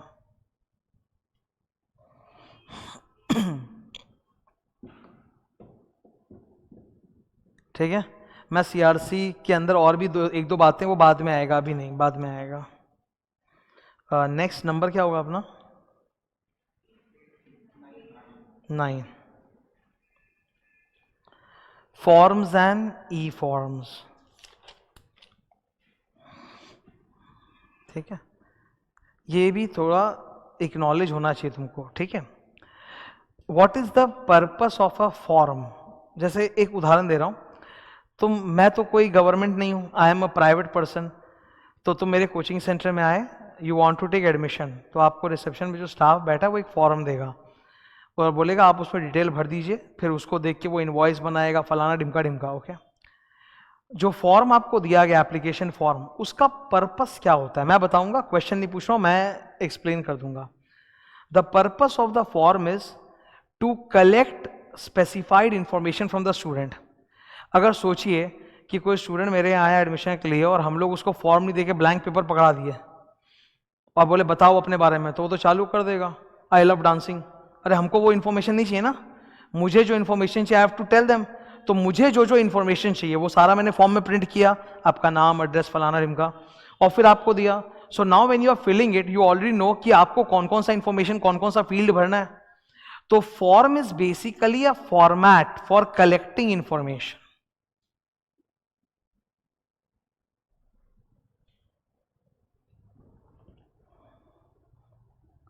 फॉर्म का मतलब क्या होता है समझ लो, एकदम सिंपल। फॉर्म मतलब एक फॉर्मेट, फॉर्म मतलब short of format. For what? Collecting all information की स्पेसिफिक, जो जैसा पर्पस है वैसा। अब मैं टीचर हूं तो मेरे को वैसा वाला इंफॉर्मेशन चाहिए, आरओसी का फॉर्म भरोगे तो उसको वैसा वाला इंफॉर्मेशन चाहिए, समझ लो बात को। तो form is a format for collecting information. इसका एक उदाहरण, जैसे नेम, नेम लिखा है और फिर डब्बे डब्बे बनाए हुए हैं। इसका क्या मतलब है? आपको सामने क्या भरना है? नाम भरना है अपना, और डब्बा क्या इंडिकेट करता है कि हर एक जगह पे एक अलग अलग अल्फाबेट डालो, ताकि आपके नाम में कहीं कोई स्पेलिंग मिस्टेक नहीं हो, लोग समझ जाए आसानी से आपका नाम क्या है। नहीं तो गड़बड़ हो जाएगा ना, कई लोग का हैंडराइटिंग ऐसा होता है, ठीक है। तो a form is a document for collecting information under specified fields. That's the first thing. Second, second topic easy है. क्या लिखा है बोलो? Benefits of form. भाई फॉर्म का बेनिफिट्स क्या होता है? देखो, अगर मैं आपको एक फॉर्म बना के दे रहा हूं तो उससे आपको भी पता है कि आपको क्या क्या इंफॉर्मेशन डालना है, तो कोई भी इंपॉर्टेंट इंफॉर्मेशन छूटेगा नहीं ना कि भूल गए थे, क्योंकि वहां तो लिखा हुआ आपको भरना है. So it ensures that the government can collect all necessary information from you and nothing is left out. ठीक है. नेक्स्ट, तुम सब जब एडमिशन लोगे तो तुमको अलग अलग फॉर्म दिया गया कि same? That means I am collecting same information from all of you. That is the standard. तो सरकार भी जब सारे कंपनीज से इंफॉर्मेशन मंगाएगा तो सेम मंगाएगा कि नहीं? अरे ऑनलाइन करो. ठीक है, ये क्लियर. थर्ड, अगर मैं आपसे बिना फॉर्म दिए इंफॉर्मेशन मांगूंगा तो वो बहुत घटिया तरीके से आप मेरे को दोगे. उससे जब हम उसको पढ़ेंगे, प्रोसेस करेंगे तो दिक्कत होगा. तो अगर मैं ही एक फॉर्मेट बना के अच्छे से दे दूं, उसमें तुम इंफॉर्मेशन भरो, तो मिस्टेक का चांस कम है ना. मैं आसानी से समझ सकूंगा और इजीली प्रोसेस कर पाऊंगा. मेरे को पता है नाम ढूंढना है तो ऊपर में होगा, एड्रेस ढूंढना है तो बीच में होगा, ठीक है, बुक्स ढूंढना है तो नीचे होगा. I know that, I know the format, so I know कि कौन कहां पे मिलेगा इंफॉर्मेशन. सो प्रोसेसिंग करना बहुत आसान होगा. एक स्टेप आगे जाके मैं एक बात बोल रहा हूं, लिखाऊंगा नहीं पर बस बोल रहा हूं, सुन लो. जमाना बदल गया है, आर्टिफिशियल इंटेलिजेंस आ गया है. आर्टिफिशियल इंटेलिजेंस एआई समझते हो? आजकल ये जो प्रोसेसिंग का काम है ना, ये भी पीछे कोई इंसान नहीं कर रहा, मशीन कर रहा है. ओके. इंडिया के अंदर लाखों लोग अपना इनकम टैक्स रिटर्न जमा करते हैं, पीछे बैठ के ना कोई इंसान नहीं चेक कर रहा है. कौन चेक कर रहा है? Machine, artificial intelligence. तो क्योंकि आप लोगों ने एक बने बनाए फॉर्मेट के अनुसार इंफॉर्मेशन दिया है, तो मशीन को बना बनाया फॉर्मेट समझ में आता है, मशीन को रैंडम समझ में नहीं आएगा. तो processing becomes very fast. That's the third purpose.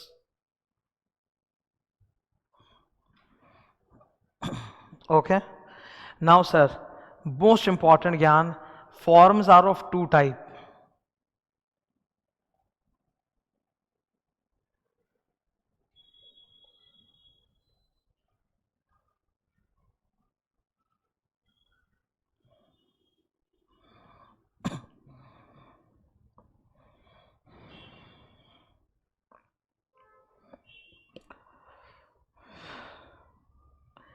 Forms are of two types.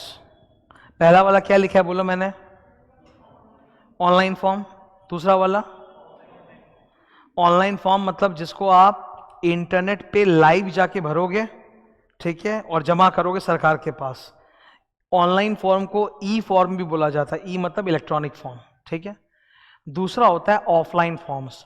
Offline form मतलब नो इंटरनेट और आपको वो जमा भी नहीं करना, नो फाइलिंग, ठीक है. वो खाली आप भर लो और अपने ऑफिस में रख लो, उसको बोलते हैं ऑफलाइन फॉर्म्स. खाली आप भर के अपने पास रख लो, गवर्नमेंट को अगर चाहिए होगा तो आपसे आके मांग लेगा, नहीं चाहिए होगा नहीं मांगेगा. So online forms are filed with ROC. Offline forms are not filed with ROC. They are just formats of registers which you keep at your office. ठीक है.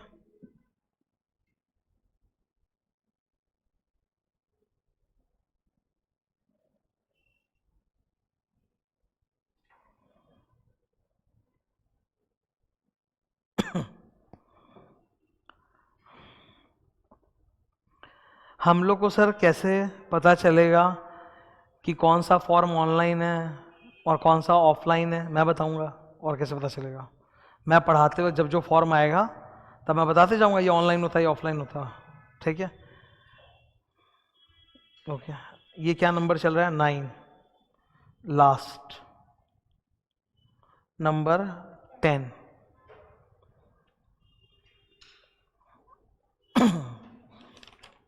बस ये सर लास्ट टॉपिक है. तो इसी के साथ अपना कंपनी लॉ बेसिस कंप्लीट होगा और फिर अगले क्लास में अपने चैप्टर नया चालू करेंगे. अभी फिलहाल इसको करा रहा हूँ मैं. सुनना ध्यान से थोड़ा. ये जो अभी ज्ञान मैं डिस्कस कर रहा हूँ दूर दूर तक एग्जाम में नहीं आएगा, मैं क्लियर बोल रहा हूँ. ये ज्ञान एक्चुअली इंस्टीट्यूट का जो स्टडी मटेरियल है उसमें ये ज्ञान कंपनी लॉ में नहीं, इनकम टैक्स में डाला हुआ है, but it relates to law. तो मैं यहाँ भी पढ़ाऊँगा और मैं ये इनकम टैक्स की क्लास में भी पढ़ाऊँगा. एग्जाम्पल अलग अलग रहेंगे पर मैं दोनों जगह पढ़ाऊँगा. ये एग्जाम में तो नहीं आता पर आपके नॉलेज के लिए जरूरी है। जैसे ये पूरा चैप्टर ही रेफरेंस के लिए, you must know all this ज्ञान जो मैं पढ़ाया हूं, ताकि you don't sound like an illiterate person when you go to office someday. एक दिन तो जाओगे ना ऑफिस में काम करने, कि जीवन भर कोचिंग कोचिंग खेलते रहोगे, एक दिन तो जाओगे ऑफिस में काम करने। कभी ना कभी तो दुनिया ऑफलाइन होगी पूरी। अब तो ऑफिस भी खुल गए, लोगों को जाना पड़ रहा है ऑफिस में काम करने के लिए, उनको तकलीफ भी हो रहा है कि घर से हिल के जाना पड़ रहा है, पर कब तक घर में बैठे बैठे काम होगा, एक दिन तो जाना ही पड़ेगा ऑफिस। तो you should sound very smart when you meet people, when you go to office, तब आपको ये सब चीजें पता होनी चाहिए। तो उसी कड़ी में ये चीज आपके लिए जानना बहुत जरूरी है, ठीक है। क्लासरूम में मेरा जो मन है मैं बोलूंगा, पर जब मैं गांव के मतलब दुनिया के सामने जाऊंगा तब तो मेरे को प्रॉपर भाषा बोलनी पड़ेगी। इसको रीड करते हैं सेक्शन 3। इसको 3 के बाद ब्रैकेट में एक नंबर लिखा है, इसको रीड करते हैं सेक्शन 3 सब सेक्शन 1। सुनो अभी थोड़ा सा हार्ड है, ध्यान से। इसको बोलते हैं सेक्शन 3 सब सेक्शन 1। और नीचे वाला जो है ना, जहां अल्फाबेट दिया हुआ है ब्रैकेट में ए, अल्फाबेट्स जब होते हैं ना तो जनरली वो क्लॉजेस होते हैं। क्या होता है? क्लॉज। तो इसको पढ़ेंगे सेक्शन 3 क्लॉज ए, ठीक है। तो सेक्शन नंबर तो ठीक है, ब्रैकेट में जो चीज लिखा हुआ रहता है उसको या तो आप सब सेक्शन बोलते हो या क्लॉज बोलते हो। जनरली नंबर्स में ब्रैकेट में अगर नंबर है तो वो सब सेक्शन है, लेकिन अगर ब्रैकेट में अल्फाबेट है तो वो क्लॉज है। हालांकि ये हर बार ये ज्ञान अप्लाई नहीं होता। कई बार ऐसा होता है, कि ब्रैकेट में नंबर है पर आप उसको सब सेक्शन नहीं क्लॉज बोल रहे हो। तो अब ये तो सर मतलब गूगली हो गया। अब हम क्या करेंगे? अगर ब्रैकेट में नंबर वाले को आप सब सेक्शन भी बोल सकते हो, क्लॉज भी, तो सर मैं कैसे समझूंगा कि क्या है वो? इसका उपाय है और बहुत सिंपल उपाय है, आई विल टेल यू, ठीक है। कंपनी लॉ के अंदर इस तरह का गुगली सिर्फ और सिर्फ सेक्शन 2 में होता है। आई रिपीट, कंपनी लॉ जो मेरा ये बैच चल रहा है, इसमें इस तरह का गुगली कि ब्रैकेट में नंबर है पर उसको क्लॉज बोलेंगे, ये सिर्फ सेक्शन 2 में होता है। Section 2 is about definitions. Section 2 is about definitions. जैसे मैं आपको बता देता हूं, कंपनी लॉ के अंदर एक सेक्शन 1 है, ठीक है, उसमें फालतू फालतू ज्ञान लिखा हुआ है, कुछ मस्त नहीं, वो पढ़ाऊंगा मैं अगले क्लास में। फिर उसके बाद सेक्शन 2 आता है। सेक्शन 2 के अंदर ब्रैकेट में 1 2 3 4 95 तक है। मतलब more or less you can say 95 definitions are there. Now these definitions are not connected to one another, they are independent, अलग अलग टॉपिक पे है, ठीक है, अलग अलग टॉपिक पे है। तो जब अलग अलग चीजें जिनका आपस में कोई कनेक्शन नहीं है, सब अलग अलग टॉपिक पे है, तब उनको सब सेक्शन नहीं बोला जाता, तब उनको क्लॉज बोला जाता है। जैसे look at this, company law में सेक्शन 2 किस चीज का होता है सर? डेफिनेशन, ठीक है। जो पहला वाला डेफिनेशन है वो किस चीज का डेफिनेशन है? Abridge prospectus. ये टॉपिक एक हमारे सिलेबस में बाद में आएगा, आई will teach you abridge prospectus. Prospectus समझते हो? आईपीओ में बांटा जाता है, पब्लिक इश्यू होता है उसमें बांटा जाता है, तो उसी में एक होता है अब्रिज प्रोस्पेक्टस। एक दिन आएगा जब मैं डिटेल में घुस के पढ़ाऊंगा, आज वो दिन नहीं है, ठीक है। तो सेक्शन 2 का 1 में किस चीज का डेफिनेशन है? Abridge prospectus. सेक्शन 2 का 2 में किस चीज का डेफिनेशन है? अब आप ही मेरे को बताओ, अब्रिज प्रोस्पेक्टस का अकाउंटिंग स्टैंडर्ड से कोई लेना देना है क्या? पूरा अलग अलग है। तो जब दो अलग अलग चीजें एकदम डिफरेंट, जिनका आपस में कोई कनेक्शन नहीं है, तब ब्रैकेट में जो नंबर होता है उसको क्लॉज बोला जाता है, सबसेक्शन नहीं बोलते, ठीक है। तो इसको 2 का 1 को आप पढ़ोगे कैसे? Section 2 clause 1। ये 2 का 2 कैसे पढ़ोगे? Section 2 clause 2। ऐसे करके 95 तक है, ठीक है। तो मैं आपको बता देता हूं, एकदम सिंपल करके बोल रहा हूं, नो हाईफाई ज्ञान, एकदम सिंपल। कंपनी लॉ में इस तरह का बदमाशी कौन से सेक्शन में होता है? बाकी सब जगह कहीं भी आप ब्रैकेट में नंबर देखोगे, you will always say sub section है। खाली डेफिनेशन में जब आओगे कंपनी लॉ में, तो सेक्शन 2 के बाद जो लिखा है उसको सब सेक्शन नहीं क्या बोलेंगे? क्लॉज, ठीक है। लिखो।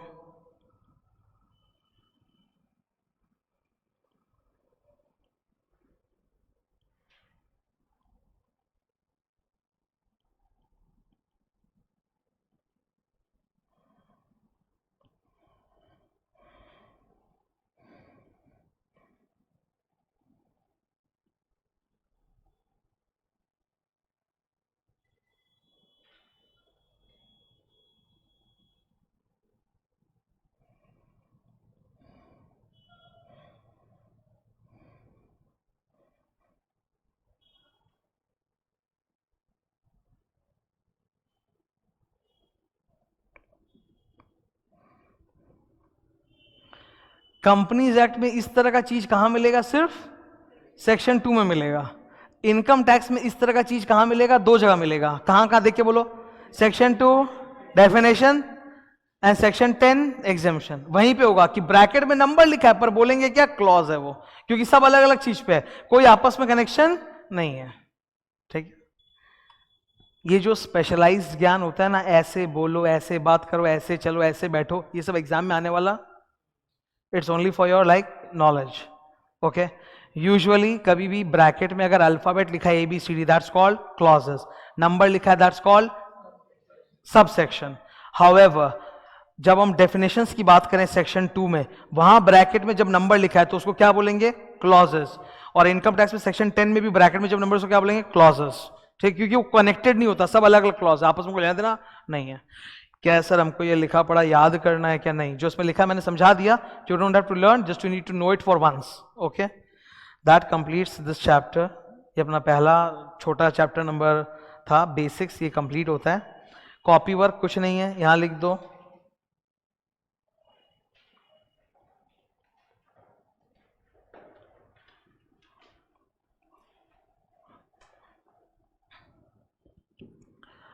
हर क्लास में एक फ्रेश पेज से स्टार्ट करेंगे। तो आज का ये पूरा पेज तुम्हारा ब्लैंक ही रह गया, ब्लैंक रहने दो, ठूंसना मत। ठीक है, कॉपी नोट सजा के बनाने दो, हर क्लास फ्रेश पेज। तो अगले क्लास में सेकंड क्लास फ्रेश पेज। ये आज ऐसे कि आज के क्लास में जब तुम घर में कॉपी खोलोगे, क्या अच्छा आज के क्लास में सर सारा का सारा बुक से पढ़ाया, तुमको याद रहेगा ना?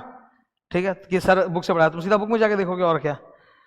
Now wait a second please, just one small thing. कहाँ गया? कॉन्टेंट्स। कॉन्टेंट्स में आपको बता चुका ऑलरेडी 1 2, अभी मैंने क्या पढ़ाया? 3। 1 और 2 सेल्फ रीड है, वो आज रीड नहीं करना, जब कभी जन्म में खाली मौका मिले तब, नहीं तो ऐसा कुछ उसमें खास बात नहीं। वो तो रेफरेंस की चीज है कि लिखते कैसे हैं, वो तो मैं पढ़ाऊंगा ही। जब मैं आंसर राइटिंग कराऊंगा then I will teach you. अगले दिन will start a fresh chapter number 1, incorporation and OPC। मैं एक बात फिर से याद दिलाना चाहता हूँ, 1 सेकेंड लास्ट खाली। हर क्लास मेरी 2 घंटे की रहेगी, एक छोटा सा बीच में मैं ब्रेक दूंगा 5 मिनट का, 1 घंटे बाद, 1.5 घंटे बाद। जो लोग भी गूगल ड्राइव में कर रहे हैं, लैपटॉप या मोबाइल ऐप पे, उनको ब्रेक लेने की जरूरत नहीं, वो एक ही सांस में 2 घंटे का क्लास पूरा कर सकते हैं, ब्रेक लेना जरूरी नहीं है। ठीक है, लाइव क्लास में क्या होता है कि मैं लगातार बोलते रहता हूँ, मेरा गला थक जाता है, तो मुझे एक शॉर्ट ब्रेक चाहिए, इसलिए। दूसरी बात है, लर्निंग का अप्रोच आप क्लियर समझ लो। 3 बातें लर्निंग अप्रोच में, 100% कवरेज, कॉम्पिटिटिव एग्जाम है, BCom 11-12 नहीं है। यहाँ पे एकदम पेपर बहुत हार्ड आता है, चेकिंग बहुत हार्ड होती है, तो 100% कवरेज करके जाओगे तब जाके। देखो सुनो, बोर्ड में जो 12 में एग्जाम था ना, उसमें 100% पढ़ के जाओगे तो 105 आएगा, तुम इंडिया नहीं वर्ल्ड टॉपर बन जाओगे। ठीक है, ये वैसा नहीं है, यहां पर 100% पढ़ के जाओगे तब 50+ आएगा। ठीक है, तो 100% पढ़ते हो ना, तो कभी ये मत सोचना हम तो एहसान कर रहे दुनिया पे 90 आएगा, नहीं, तुम 100% पढ़ोगे तो 50 नंबर आएगा यहाँ पे। Are you clear on this? तो 100% coverage the first mantra. Second Q&A, question answer को इज्जत दो, क्वेश्चन आंसर को बाकायदा पढ़ो, रिवाइज करो शुरू में, बाद में एग्जाम टाइम में मत करना, पर पहले पढ़ो, उससे बहुत कुछ फर्क पड़ता है। And third, I told you daily revision.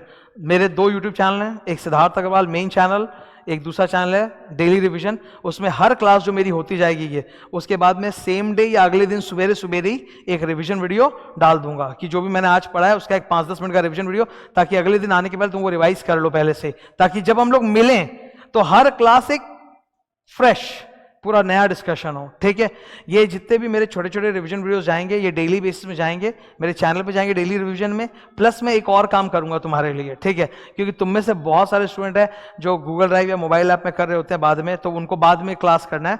जब एक चैप्टर खत्म हो जाएगा मेरा पढ़ाते पढ़ाते, तो उस चैप्टर को सपोज पढ़ाने में मुझे 5 क्लास लगा है और 5 क्लास में मैंने 5 बार रिवीजन कराया 10-10 मिनट का, तो वो 5 वीडियोस को मैं कंबाइन करके एक फुल चैप्टर 1 रिवीजन वीडियो बना के भी डाल दूंगा अलग से अपने मेन चैनल में। ठीक है, और उसका लिंक भी मेरे वेबसाइट पे मैं डाल दूंगा, मेरे वेबसाइट में अलग अलग पेजेस है वहां पे डाल दूंगा, तो वहां से आप ट्रेस करके रिवाइज कर सकते हो। तो आपको क्लास वाइज रिवीजन भी मिलेगा, आपको चैप्टर वाइज रिवीजन भी मिलेगा, और जब ये सारा चैप्टर्स खत्म हो जाएगा तो सारे चैप्टर का रिवीजन कंबाइन करके भी एक महापूरा लंबा रिवीजन बना देंगे। ठीक है, तो हर फॉर्मेट में वो रिवीजन अवेलेबल रहेगा depending on whenever you want to do it. ठीक है, तब तुम रिवाइज कर सकते हो। क्लियर है? Because every day when we start with a new topic, fresh topic. Close करते हैं। Thank you.